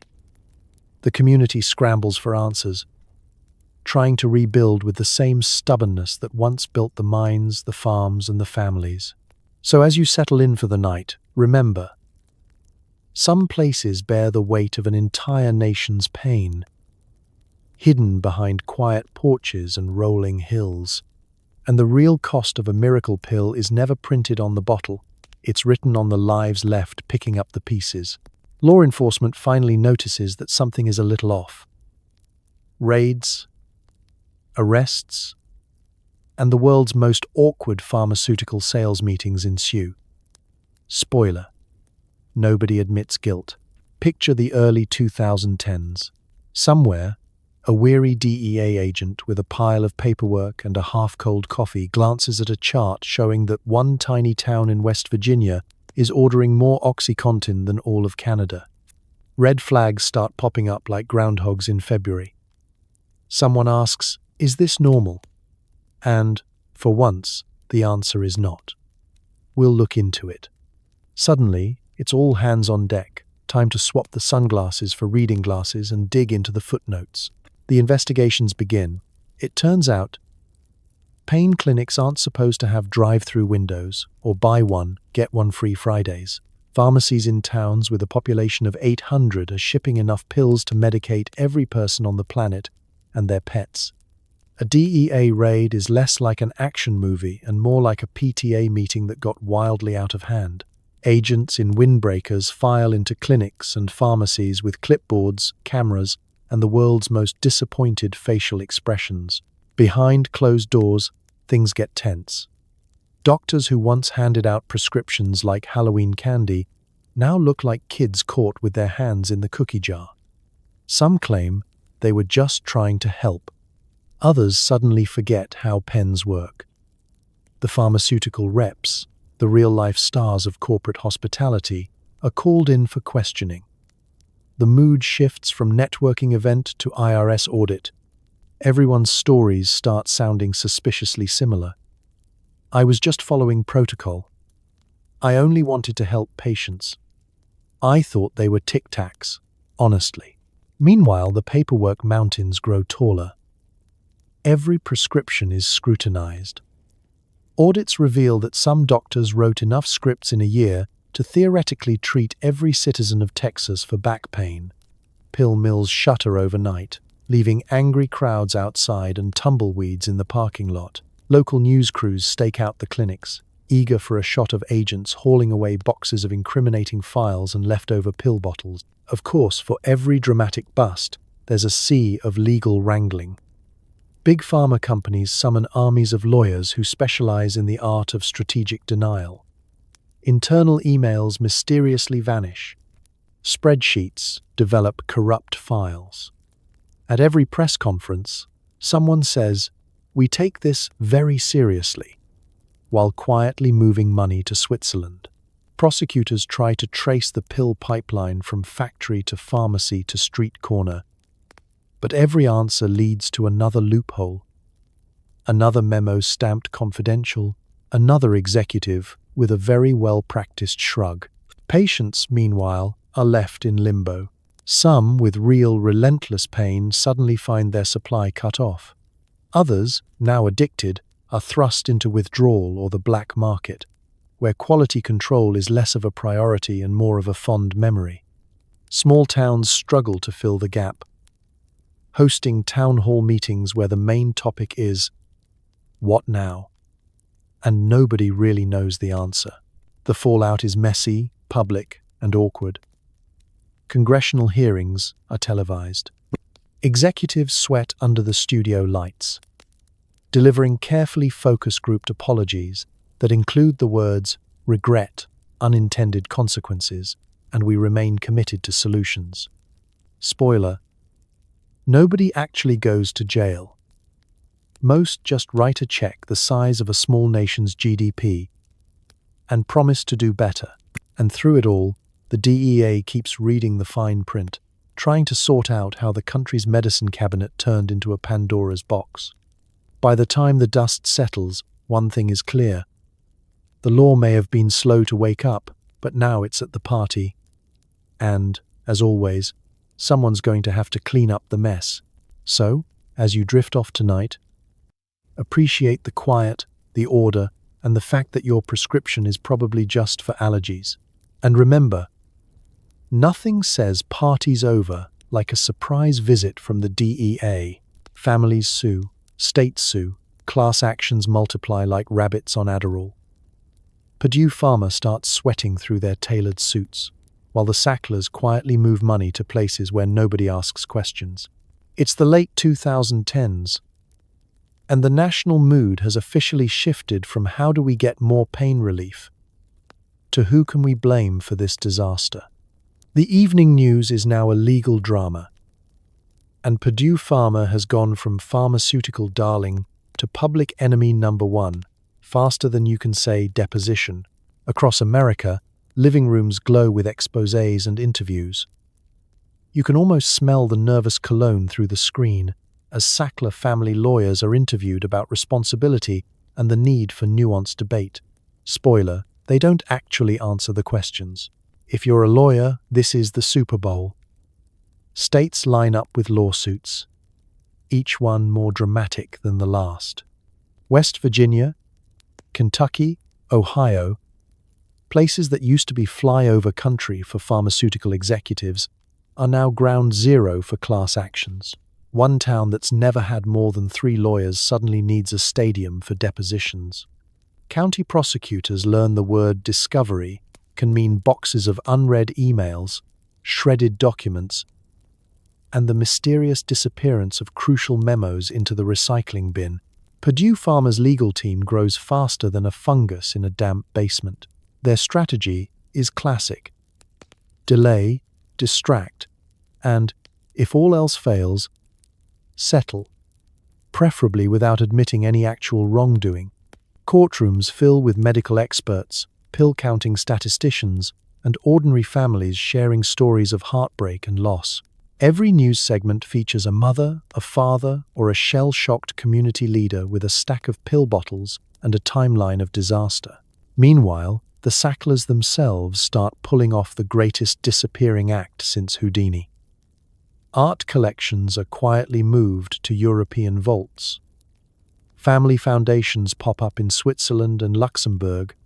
Lawyers assure everyone that these estate planning moves are perfectly normal and have nothing to do with the 38 states currently demanding billions in damages. At board meetings, nobody mentions the word offshore unless it's about fishing vacations. The PR machine is in overdrive.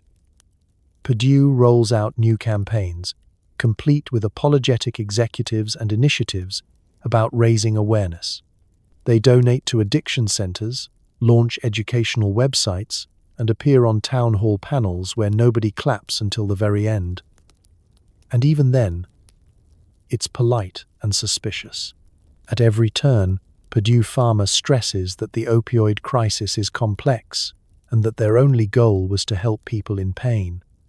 There's a lot of talk about unintended consequences and learning from our mistakes. What you won't hear, the word sorry. If you work in marketing, you get creative. Full-page ads in newspapers with lines like, "We care deeply about the communities we serve," placed right next to articles about local families filing bankruptcy over funeral costs. Press releases offer commitment to change and new safeguards, but it's hard to sell redemption when your product is front-page news for all the wrong reasons. The lawsuits keep coming. A legal hydra with new heads sprouting every week. Some states settle, trading cash for vague promises and carefully worded admissions. Others dig in for years, dragging Purdue back into court for another round of "we take this very seriously." Class action lawyers set up toll-free numbers. And somewhere, a Purdue executive wonders if there's a painkiller for existential dread. As the dust settles, settlements reach into the billions. Purdue Pharma files for bankruptcy, which, ironically, turns out to be the one prescription they can't escape. The Sacklers stay rich, the headlines keep rolling, And America starts asking what comes after accountability when all the lawyers have gone home.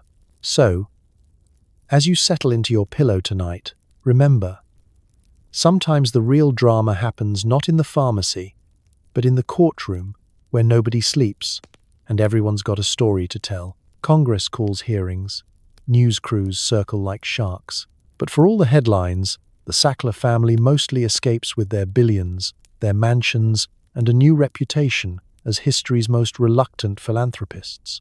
Welcome to the late-stage opioid saga, where the main characters are no longer doctors, pharmacists, or even patients, but the Sacklers, a family whose idea of damage control is moving priceless art between private galleries like it's Tupperware at a church potluck. You wake up, turn on the TV, and see a parade of news anchors using the phrase accountability more times than you'd ever thought possible. The backdrop? Congressional hearings starring executives in expensive suits, carefully practicing their thoughtful, concerned faces in the mirror backstage. The congressional chamber is packed. There's a murmur of anticipation, a rustle of legal pads, and a sea of caffeine-fueled reporters. The Sacklers arrive, ushered by lawyers with briefcases so heavy you could anchor a yacht with them. The family spokesperson, who looks suspiciously like everyone's least favorite substitute teacher, reads a prepared statement about commitment to public health and deep sorrow for the unintended consequences. You watch as senators fire off pointed questions, only to be met with replies that sound like they were run through a bureaucratic blender set to mild regret. The sound bites go viral. Did you know your product was being abused? Do you accept responsibility for the epidemic? The Sacklers, expertly coached, reply with variations of "we were shocked and saddened and regret, but not liability." Somewhere in the background, a team of lawyers keeps a running tally of things not to say, mostly anything with the words guilt, fault, or refund. While America debates moral outrage on every news network, the Sacklers perfect the art of controlled retreat. They pay settlements, huge, headline-making sums that are still small change compared to the family fortune. They step down from Purdue Pharma's board, distance themselves from the company, and quietly rebrand their philanthropy. Museums and universities, once thrilled to plaster Sackler wing on every wall, now scramble to remove the name with the same urgency usually reserved for fire alarms. In an awkward twist, the Sacklers start funding addiction research, as if history might forgive them for showing up late to their own intervention. Of course, the public is divided. Some want heads to roll, others settle for headlines. Online, the Sackler name becomes shorthand for rich people problems, alongside luxury yachts, generational trust funds, and owning more mansions than you have favorite socks. Every now and then, a photo surfaces of a Sackler at a society gala, looking just a little less comfortable under the chandelier's harsh lighting. But here's the kicker. For all the hearings, press coverage, and high-stakes negotiations, nobody in the Sackler family actually goes to jail. No orange jumpsuits, no mugshots, just a brisk walk from the courthouse to a chauffeured car and back to a gated estate. The family's punishment is mostly financial. Settlements, charity, and a new reality where their last name is mentioned with a hint of rich people, am I right? Irony. A few art foundations shut their doors, but the masterpieces just move to different walls. The end result is a weird mix of consequences and non-consequences. America gets closure, sort of. The Sacklers keep most of their money, most of their homes, and gain a legacy that will haunt Wikipedia pages for generations. Pharmaceutical oversight gets a little tighter. The rest of us get a front-row seat to the rarest of events, watching billionaires squirm slightly on camera. So, as you drift off tonight, remember, in the world of accountability, some people run marathons while others stroll through museums named after themselves. Sleep tight, and if you wake up suddenly rich, maybe keep your name off the building. Just in case. Behind every statistic is a real person, a family, a community gutted by loss. From addiction to overdose to recovery, America's opioid story is written in grief, resilience, and the world's most awkward dinner table conversations. Let's walk through a quiet neighborhood. Every house looks calm on the outside. Wind chimes on the porch. A dog barking somewhere down the block. The distant sound of a lawnmower. But inside, there are stories you won't see on a chart or spreadsheet. It's a teenager missing from her own birthday party. A father who never made it to his daughter's graduation. A grandma in West Virginia who keeps a shoebox of pill bottles under her bed and prays no one ever finds out. The opioid crisis doesn't just break hearts, it tangles up families, friendships, even entire towns. You're at a family dinner. The conversation tiptoes around the subject. There are gaps in the table where certain faces used to be. Maybe there's a cousin in rehab, an uncle who just moved away, or a brother who's suddenly always working late. Parents trade glances over the casserole. Everyone knows, nobody says it, and the silence is heavier than the food. Grandma might mutter about the old days when folks just took aspirin and soldiered on. Someone changes the subject, and life goes on, awkwardly, but it goes on. Out in the community, it's the same story multiplied. Teachers notice more empty seats. Coaches worry about kids missing practices. Local churches set up recovery meetings in the basement, plastic chairs, weak coffee, hope hanging in the air. You see more fundraisers, more memorial walks, and a lot more candles at vigils than you ever remember from childhood. Small towns that once boasted the world's best apple pie are now better known for their Narcan trainings. Yet, there's resilience. You meet parents who become advocates, traveling to city council meetings with binders of heartbreaking testimony, fighting for better treatment programs, demanding more than just thoughts and prayers. Some survivors, people who've lost everything, turn their pain into purpose, helping others navigate the same dark maze. There are new non-profits, Facebook support groups, billboards with faces and names. There are courtrooms filled with parents begging for better care, not just another arrest. Recovery, when it happens, is messy and slow. There are setbacks and stumbles, but also small victories. A steady job, a diploma earned, a birthday celebrated without relapse. If you're lucky, you get your person back. If you're not, you learn to carry the loss with grace, or at least without breaking the dishes. Nobody gets out unchanged.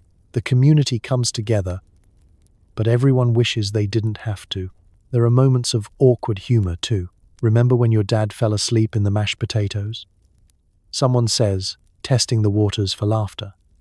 Maybe it works, maybe it doesn't.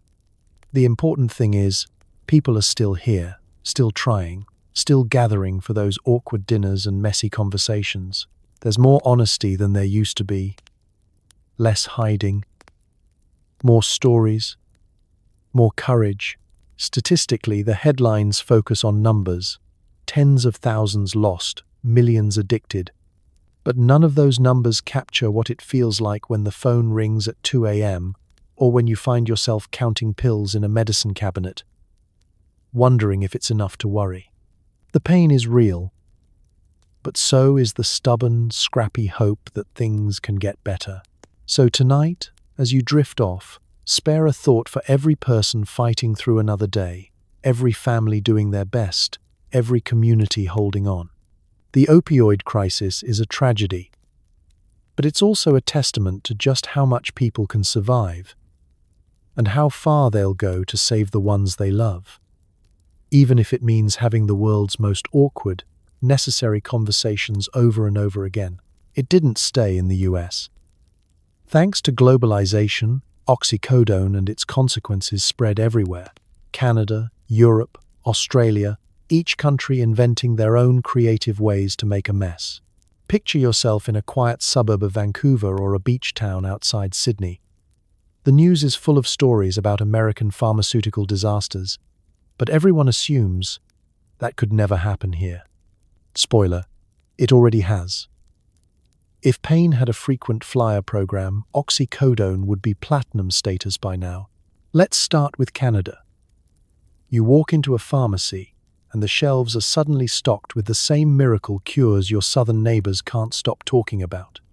Doctors, trained to trust what's cutting edge and North American standard, begin writing scripts for OxyContin like they're giving out hockey tickets. It doesn't take long for Canadian towns, especially in rural and indigenous communities, to see the same surge in addiction, overdose, and heartbreak. Politicians hold press conferences. Health officials issue stern warnings. Someone proposes oxy-free Mondays. Nobody laughs. Hop across the pond to Europe. In the UK, GPs look at American pain guidelines and shrug. Why not?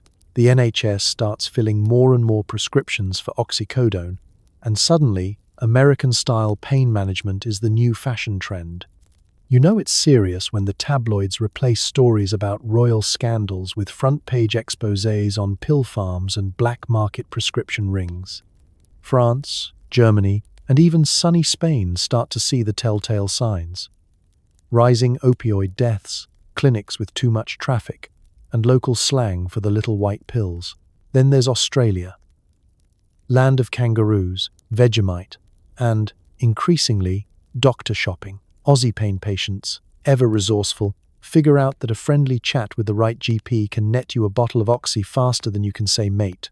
Rural regions, already battling isolation and limited healthcare, get hit the hardest. Pharmacies try to clamp down, but the demand is relentless, and smugglers are nothing if not creative. Operation Painkiller raids make the news, and the government launches ad campaigns with the subtlety of a rugby scrum. Still, the pills keep moving. Sometimes by boat, sometimes by plane, sometimes tucked inside a souvenir boomerang. Every country brings its own twist.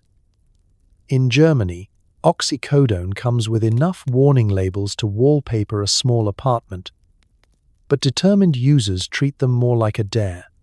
In Italy, the pills show up alongside espresso and existential dread. In Japan, where shame is a national pastime, the opioid boom grows quietly, disguised behind a stoic silence and an alarming number of fatigue diagnoses. But wherever oxycodone lands, the result is the same. Hospitals fill, emergency rooms overflow, and governments scramble to respond. Addiction clinics sprout up in cities that never needed them before. Black markets bloom online, where pills are traded for cryptocurrency, eBay feedback, or, in desperate cases, rare Pokémon cards. The language of pain management becomes universal. How many did you take? How long have you felt this way? Do you remember where you got the prescription? Regulators scramble to catch up. Some countries ban certain opioids, only to see demand shift to new drugs. Others restrict pain clinics or create centralized databases to spot doctor shoppers. But with every solution comes a workaround, and the pill pipeline keeps pumping, powered by a potent mix of profit motive and genuine need. The world looks back at the American example and tries to learn. But history has a sense of humor. Everyone thinks they can do it better, with more paperwork, more education, or more sympathy. Yet, in the end, it turns out pain doesn't need a passport, and neither does a pharmaceutical crisis. So tonight, as you drift off, remember, America may have exported rock and roll, fast food, and superhero movies, but it also managed to ship out the world's messiest medicine cabinet. And in every corner of the globe, someone is learning, sometimes the hard way, that even miracles come with a customs declaration. The cavalry arrives, sort of, with Naloxone, medication-assisted treatment, and a new generation of researchers. The world tries to uninvent the crisis one overdose at a time. Imagine waking up in the 2020s. Your phone beeps with reminders. Take your vitamins, drink water, and maybe, just maybe, keep some Naloxone handy, just in case. It's a brave new world, where the medicine cabinet now comes with instructions, warnings, and at least one product designed to undo the effects of all the others. If the opioid crisis has a silver lining, it's that science is finally getting a rematch. Naloxone is the unlikely hero. A tiny nasal spray or injection that can bring someone back from the brink of overdose in minutes. EMTs carry it. Librarians keep it in their desk drawers. And some schools even tuck it into first aid kits next to the Band-Aids and expired cough drops. It's the fire extinguisher of the modern age. Something you hope you never have to use, but you're grateful it exists. Public health campaigns teach everyone how to use it. Push, spray, pray, the pamphlet says, in a tone that's somehow both clinical and desperate. You never expected to add revival expert to your resume, but here you are. But naloxone is just one piece of the puzzle. Enter medication-assisted treatment, or MAT, a trio of acronyms that promise hope. Methadone, buprenorphine, and naltrexone. Instead of the old just quit cold turkey and walk it off approach, MAT offers science, structure, and a glimmer of stability. If you're struggling with opioid addiction, you can go to a clinic, get a supervised dose, and reclaim some normalcy, one appointment at a time. It's not magic, but it's better than the revolving door of detox and relapse. The clinics themselves are a mix of hope and red tape. Some are welcoming, couches, coffee, motivational posters with sunsets. Others feel like a DMV for your nervous system. Long waits, fluorescent lights, and a mountain of paperwork. But for many, MAT is a lifeline. You see patients coming in shaky and desperate, walking out steady, maybe even smiling. It's not a cure, but it's a start. Researchers, meanwhile, are busier than ever. Universities hold conferences with names like Innovations in Pain and Addiction Medicine, which are a lot less fun than they sound. Whiteboards fill with chemical formulas, grant proposals, and ambitious plans for the next non-addictive painkiller. Scientists in lab coats promise a future where relief doesn't come with a side of ruin. The pharmaceutical industry, freshly chastised, pours money into research, some of it sincere, some of it reputation rehab. And yet, for all the advances, the quest for a fix is messy. There are setbacks, shortages of naloxone, outdated rules that make MAT hard to access, and communities where stigma still looms larger than science. Sometimes, the cavalry arrives on horseback, only to find the bridge is out. There's still judgment, still bureaucracy, still that sense of swimming upstream. But slowly, more families find a path out of the woods. Public health officials, never ones for catchy slogans, try their best. Science saves lives. Billboards urge people to talk to your doctor, and local non-profits hand out free naloxone at the county fair, right between the funnel cakes and the pie contest. Recovery groups share stories, not just of survival, but of science finally giving them a fighting chance. As the world tries to uninvent a crisis of its own making, the lesson is clear. Sometimes, it takes 1,000 small fixes to undo one big mess. There's no miracle cure, just progress, patience, and a lot of people refusing to give up. So as you drift off tonight, remember, even the biggest problems can shrink under the steady light of science. Second chances, and the simple hope that tomorrow will be better. Laws change, doctors get re-educated. Patients still hurt. The story of Oxycodone isn't over, it's just waiting for the next chapter. Hopefully not written by the same people. Let's take a look at the modern American healthcare landscape, where pain management now comes with more disclaimers than a car commercial. Your doctor's office has swapped out the old prescription pads for a sleek electronic system, part medical record, part digital bouncer. Every click is tracked, every dose scrutinized. Doctors attend pain management seminars that are a lot less fun than they sound, with PowerPoints on risk assessment and the phrase opioid stewardship plastered everywhere, as if you're learning to manage a herd of particularly moody cattle. Gone are the days when you could walk in, ask for something strong, and walk out with a bottle big enough to sedate a rodeo clown. Now, your doctor runs through checklists, double-checks your prescription history, and probably asks if you've tried meditation, physical therapy, or worst of all, mindfulness exercises. You sigh. Because it's a lot easier to pop a pill than to ponder the meaning of pain while staring at a scented candle. Laws tighten, sometimes with the precision of a scalpel, sometimes with all the subtlety of a brick through a window. Prescription monitoring programs link up state by state, making doctor shopping as outdated as dial-up internet. Pill mills vanish, or at least get really good at pretending they're not pill mills. And pharmacies suddenly need as much paperwork as a mortgage application. Even the DEA seems less interested in busting hippies and more focused on tracing pill shipments like they're solving a pharmaceutical version of Where's Waldo. Meanwhile, patients still hurt. Chronic pain isn't just a policy problem, it's an actual, physical, daily grind. You meet people who have real, honest-to-goodness agony.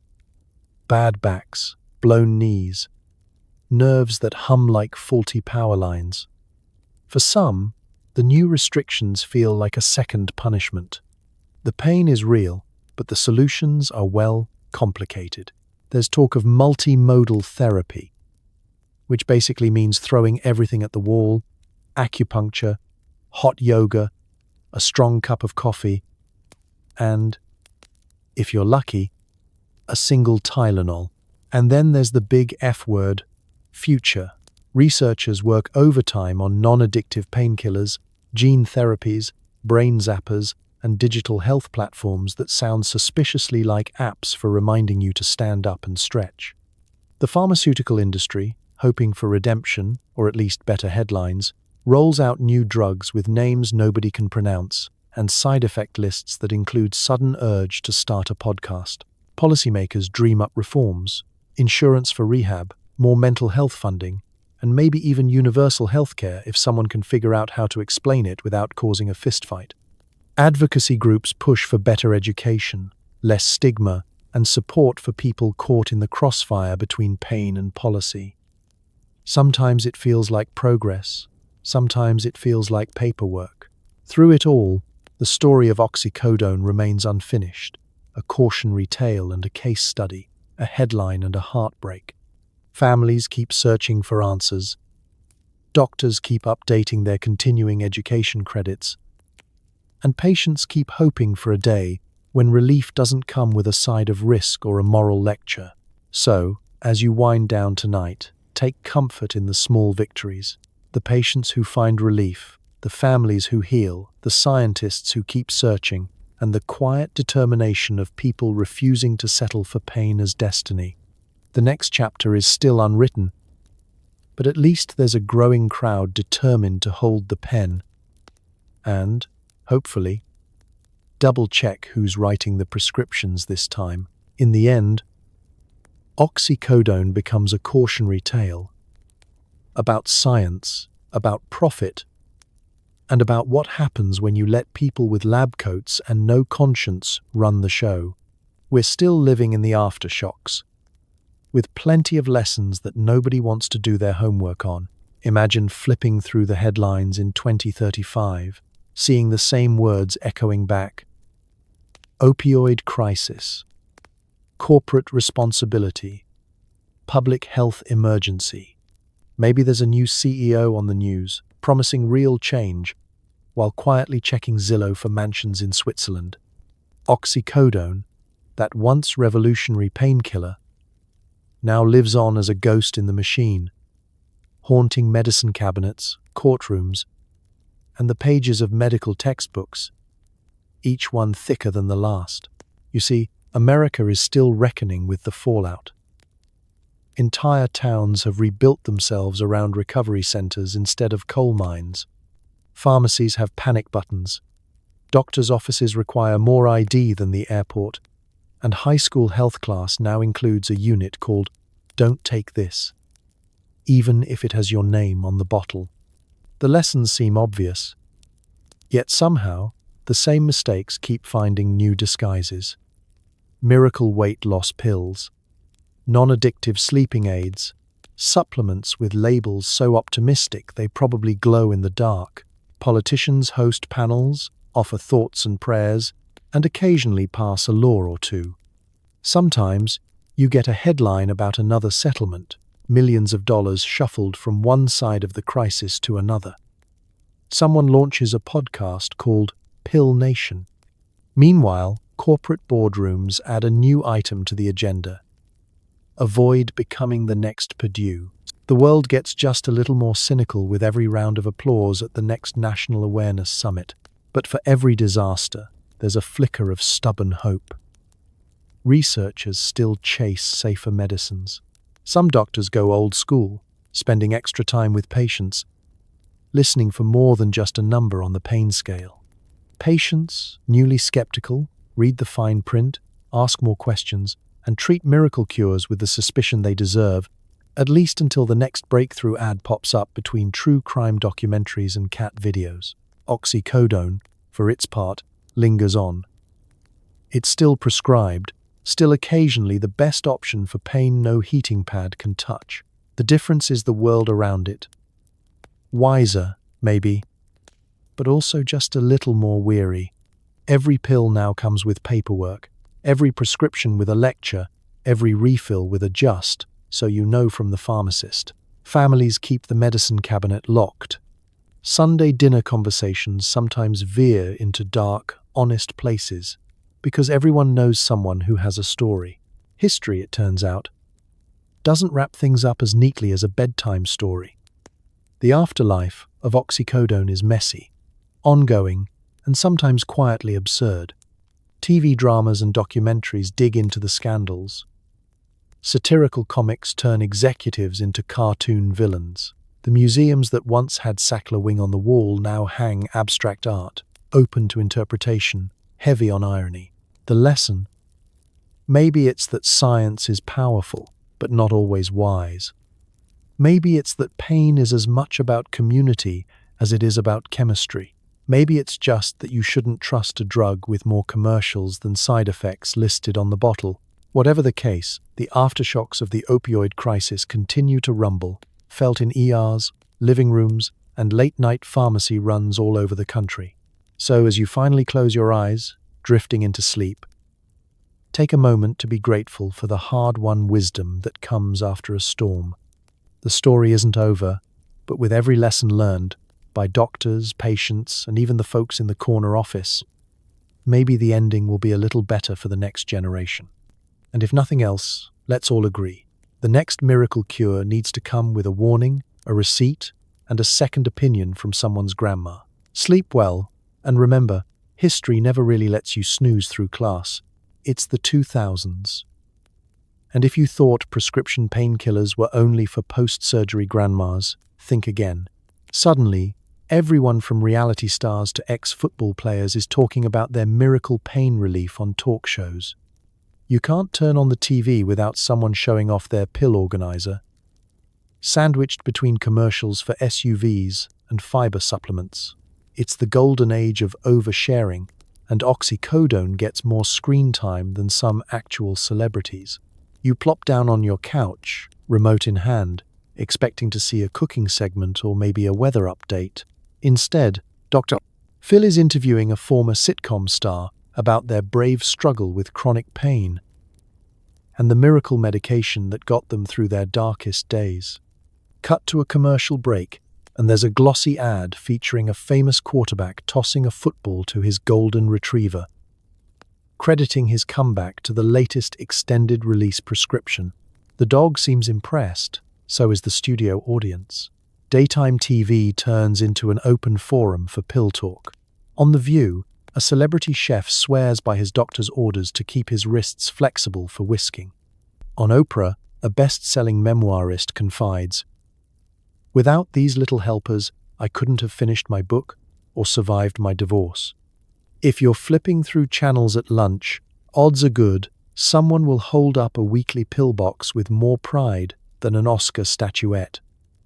There's a new kind of star power in town, and it comes in child-proof bottles. Magazine covers follow suit. Pain-free and fabulous at any age, promises one. Showing a pop diva reclining on a white sofa, flanked by bottles with suspiciously generic labels. Even fitness magazines start running articles like How to Recover Like a Pro Without Missing Leg Day. The real MVP isn't protein powder, it's a carefully prescribed dose of oxycodone, paired with inspirational quotes and a side of plausible deniability. All this publicity turns prescription medication into a kind of wellness accessory. Health bloggers post My Morning Routine videos featuring their favorite supplements, yoga stretches, and casually, what's in their prescription stack. Influencers, never one to miss a trend, snap selfies at the pharmacy. Some even post unboxing videos of their latest refill, complete with slow-mo shots of the label, and a disclaimer that this is not medical advice. If the internet loves anything, it's a taboo to break and a hashtag to trend. But behind the scenes, this celebrity glow masks a growing confusion. Viewers start to wonder, if these pills are so safe and effective, why does everyone look so tired? Why do the before and after stories feel a little repetitive? Dr. Oz holds a pain management summit with 10 different experts, 3 miracle cures, and 1 very skeptical-looking pharmacist. Viewers at home jot down questions for their own doctors, hoping for their chance at an A-list prescription. Pharmaceutical companies, not wanting to miss a golden PR moment, quietly sponsor these discussions. There are awareness weeks, charity partnerships, and well-timed appearances by doctors who just happen to have written papers funded by companies whose products rhyme with Boxy Mountain. The messaging is clear. This isn't addiction, it's empowerment. Not dependency, but active living. Of course, not everyone buys the hype. Some late-night hosts crack wise about pill-popping starlets. Internet forums explode with debates. Is it bravery or just really good branding? Are these endorsements helping to break the stigma or just making a very profitable problem even worse?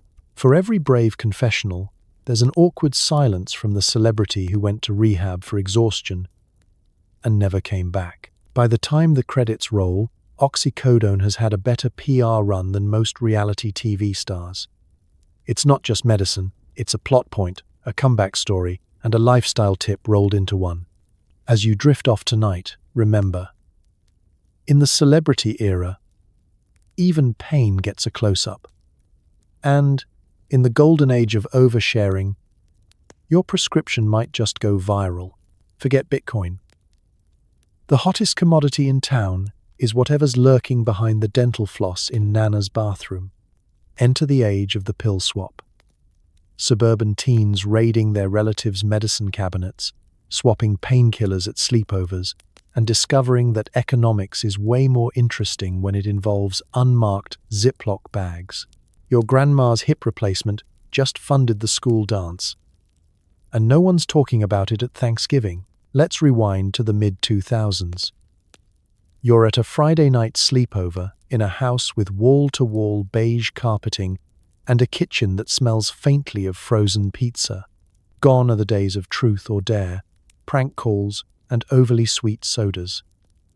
The real party is in the upstairs bathroom, where someone's older sister has perfected the fine art of pharmaceutical foraging. Behind every mirrored cabinet is a mini pharmacy, and with a little creativity and zero adult supervision, a new black market emerges, the suburban pill swap. Teenagers, ever resourceful and always a little bored, transform themselves into amateur economists. A single OxyContin can be traded for a stack of homework, a pack of gum, or, if you're lucky, a coveted ride to the mall. At school, kids speak in code, blue ones, perks, the good stuff, making deals with the confidence of Wall Street traders, minus the suits and ethics training. Somewhere in the background, someone is quietly calculating their profit margin on grandma's leftover prescriptions, wondering if supply and demand will come up on the SATs. Of course, the adults are oblivious. Parents worry about texting and video games, but rarely check what's going missing from the bathroom shelf. "It's just my blood pressure pills," Nana shrugs, handing you the spare key so you can feed the cat. By Sunday, the cat is well fed, the pill bottles are a little lighter, and the family has no idea that the real stock market is happening in their own medicine cabinet. At school, the swap is subtle but efficient. Pills are passed in pencil cases, hidden in hoodies, and occasionally, if you're feeling bold, traded directly at the lunch table under the guise of sharing allergy meds. Teachers notice the rise in bathroom emergencies, but chalk it up to the cafeteria food. The school nurse develops a reputation as both a narc and a savior, depending on which side of the transaction you're on. It's not just OxyContin. Anything with a warning label or a hard-to-pronounce name has street value. Xanax, Adderall, Vicodin, all suddenly as valuable as rare Pokemon cards. The savvy dealer learns to Google pill imprints and dosages, turning a passing knowledge of chemistry into a pretty solid side hustle. Money changes hands, secrets are kept, and no one even thinks to call it drug dealing. After all, these aren't shady street drugs. They're from someone's grandma. How dangerous could they be? Every now and then, someone gets in trouble. A sleepover goes sideways. Someone takes too many, someone else panics, and a parent makes a frantic call to poison control, stammering, "We thought they were just playing video games." The local pharmacy quietly locks up the good stuff, and a new wave of take-back days appears. Drop boxes at the police station for expired medications, though everyone knows the real action happens long before the drop box is full. By Thanksgiving, the unspoken family rule is, don't mention the missing painkillers, and definitely don't ask what happened to the Xanax. Everyone eats, everyone avoids eye contact, and grandma's hip replacement becomes the most profitable investment in the family portfolio. So, as you drift off tonight, remember, sometimes the wildest economies don't need stock exchanges or Silicon Valley. They just need a bathroom, a little ingenuity, and a medicine cabinet with more secrets than anyone's ready to admit. Welcome to the 2003 Pain Management Symposium. The pens are free, the sandwiches are stale, and the PowerPoints are sponsored by companies with names like Pharmaceutical. Doctors line up for free steak dinners and leave with a trunk full of branded stress balls and a new opinion on prescribing Oxycodone. Who knew the future of public health would be decided over cheesecake and business cards? You arrive at a downtown hotel conference center, wearing your least wrinkled khakis and a lanyard with your name spelled almost right. The ballroom smells like burnt coffee, highlighters, and ambition. A pharmaceutical rep in a sharp suit greets you at the door, hands you a glossy tote bag, and points you to the registration table just past the display of oxycodone samples arranged like Easter eggs. You've barely grabbed your first cup of coffee when the schmoozing begins. Reps from every major drug company descend like bees at a soda fountain, pressing branded notepads and foam stress brains into your hands. The conversation is a mix of science and sales pitch. Our time-release formula means your patients won't be up at 2 a.m., in pain, or on the phone with you. Have you tried our new delivery method? Can I interest you in a coupon for lunch at the steakhouse across the street? It's hard to say no when you're already halfway through your second mini muffin. You wander into the main session, a cavernous room packed with PowerPoint screens. Every slide is blue, every graph is climbing, and every conclusion is more research needed. But preliminary results look great for Pharmaceutical. The keynote speaker, flown in first class and introduced like royalty, clicks through a dozen studies showing that oxycodone is safe, effective, and underutilized. The audience nods, half listening, half wondering if there are seconds on the cheesecake. Breakout sessions are even more transparent. One is sponsored by a company whose product logo is bigger than the presenter's name. Doctors gather around tables stacked with more pens, stress balls, and tiny boxes of trial medication. Some of the more seasoned attendees know which sessions have the best food. Follow the shrimp cocktail, avoid the dry chicken, one whispers. By lunch, you're herded into a hotel ballroom with white tablecloths and all the dietary variety of a middle school cafeteria. Reps sit at every table, laughing at jokes and steering conversations toward practice improvement. Someone hands you a glossy pamphlet with graphs so optimistic they practically sing. Your seatmate, a primary care doc from Topeka, pockets 2 notepads and a laser pointer shaped like a pill. The afternoon sessions feature panels with titles like Innovative Pain Management in the New Millennium and Patient-Centered Opioid Prescribing. Is it for everyone? Hint, yes. There's talk of patient satisfaction scores, insurance authorizations, and how Oxycodone is helping everyone from post-surgical patients to that guy with the mysterious back pain who spends a lot of time at the golf course. As the day winds down, you wander through the exhibitor hall, a wonderland of banners, demo booths, and bowls of individually wrapped chocolate. One table offers free chair massages, sponsored by Pharmaceutical, plus, naturally, you leave with a tote bag heavier than your clinical conscience, a handful of business cards, and enough pens to start your own pharmacy. On the shuttle back to the airport, you compare notes with fellow attendees. Did the keynote really say non-addictive? Was that lunch or a marketing focus group? You can't remember, but you do remember the cheesecake, and you'll never forget the new expert opinion you picked up about prescribing oxycodone for all pain, always. So, as you drift off tonight, remember, sometimes the future of medicine is decided not in the lab, but at the buffet line, where the only thing more free than the pens is the advice, and everyone leaves with full pockets, full stomachs, and just a tiny bit less skepticism than they arrived with. As the web grows, so does a thriving underground marketplace. Suddenly, you're reading online reviews for pills instead of vacuum cleaners, and Dr. Google is always on call, but never board certified. Craigslist is less about used furniture and more about pain management solutions. Meanwhile, desperate patients gather in forums to swap advice, horror stories, and the occasional shipping address.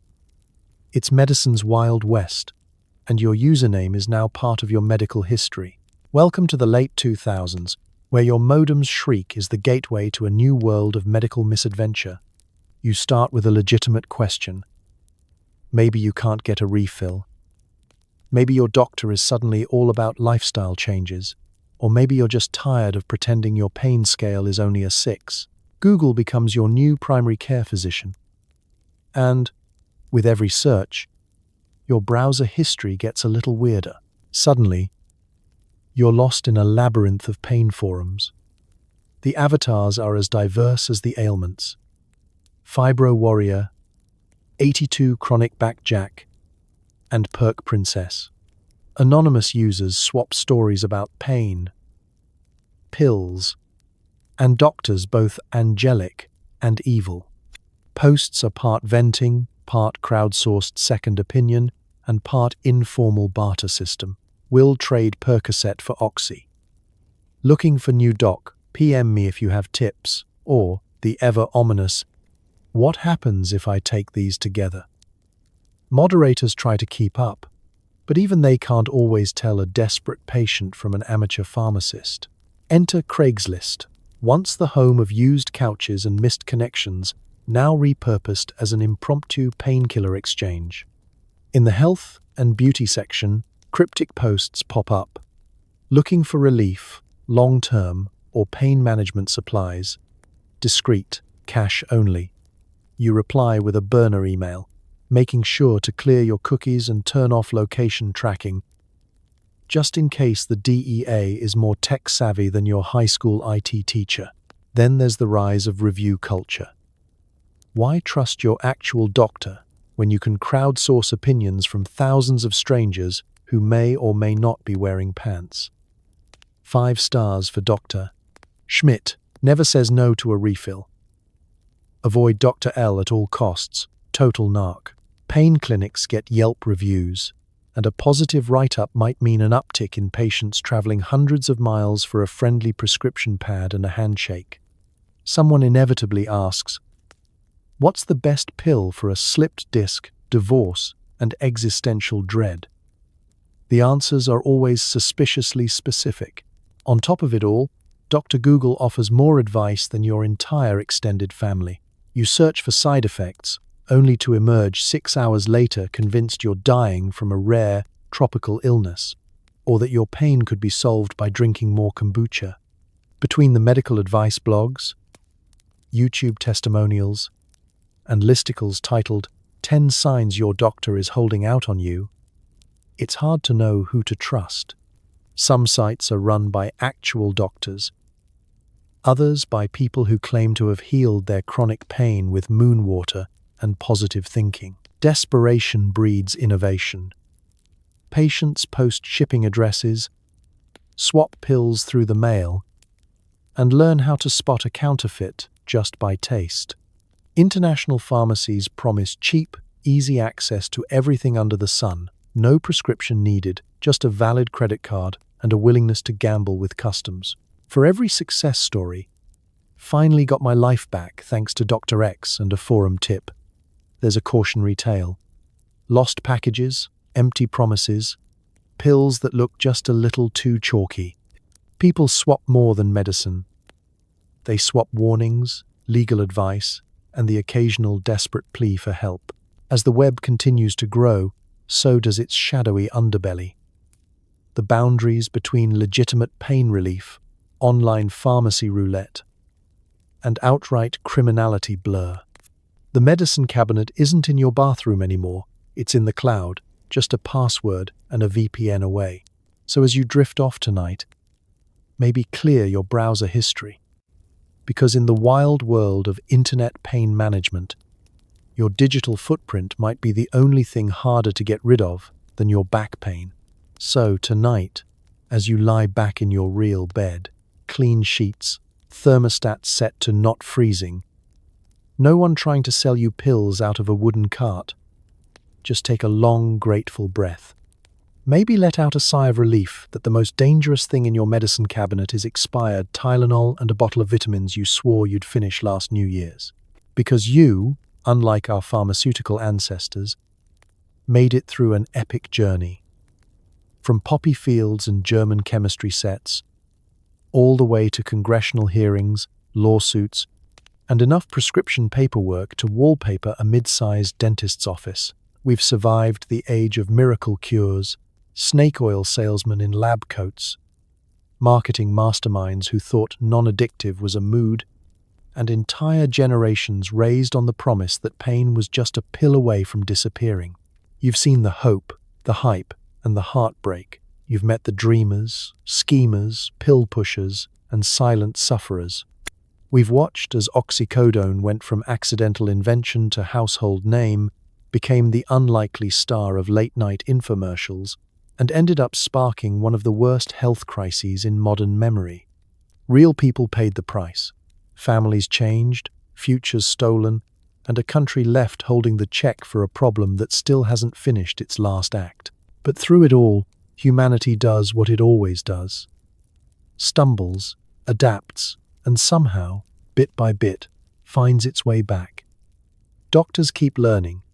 Patients keep hoping. Even the messiest history becomes a warning, and sometimes a punchline, if you're willing to learn from it.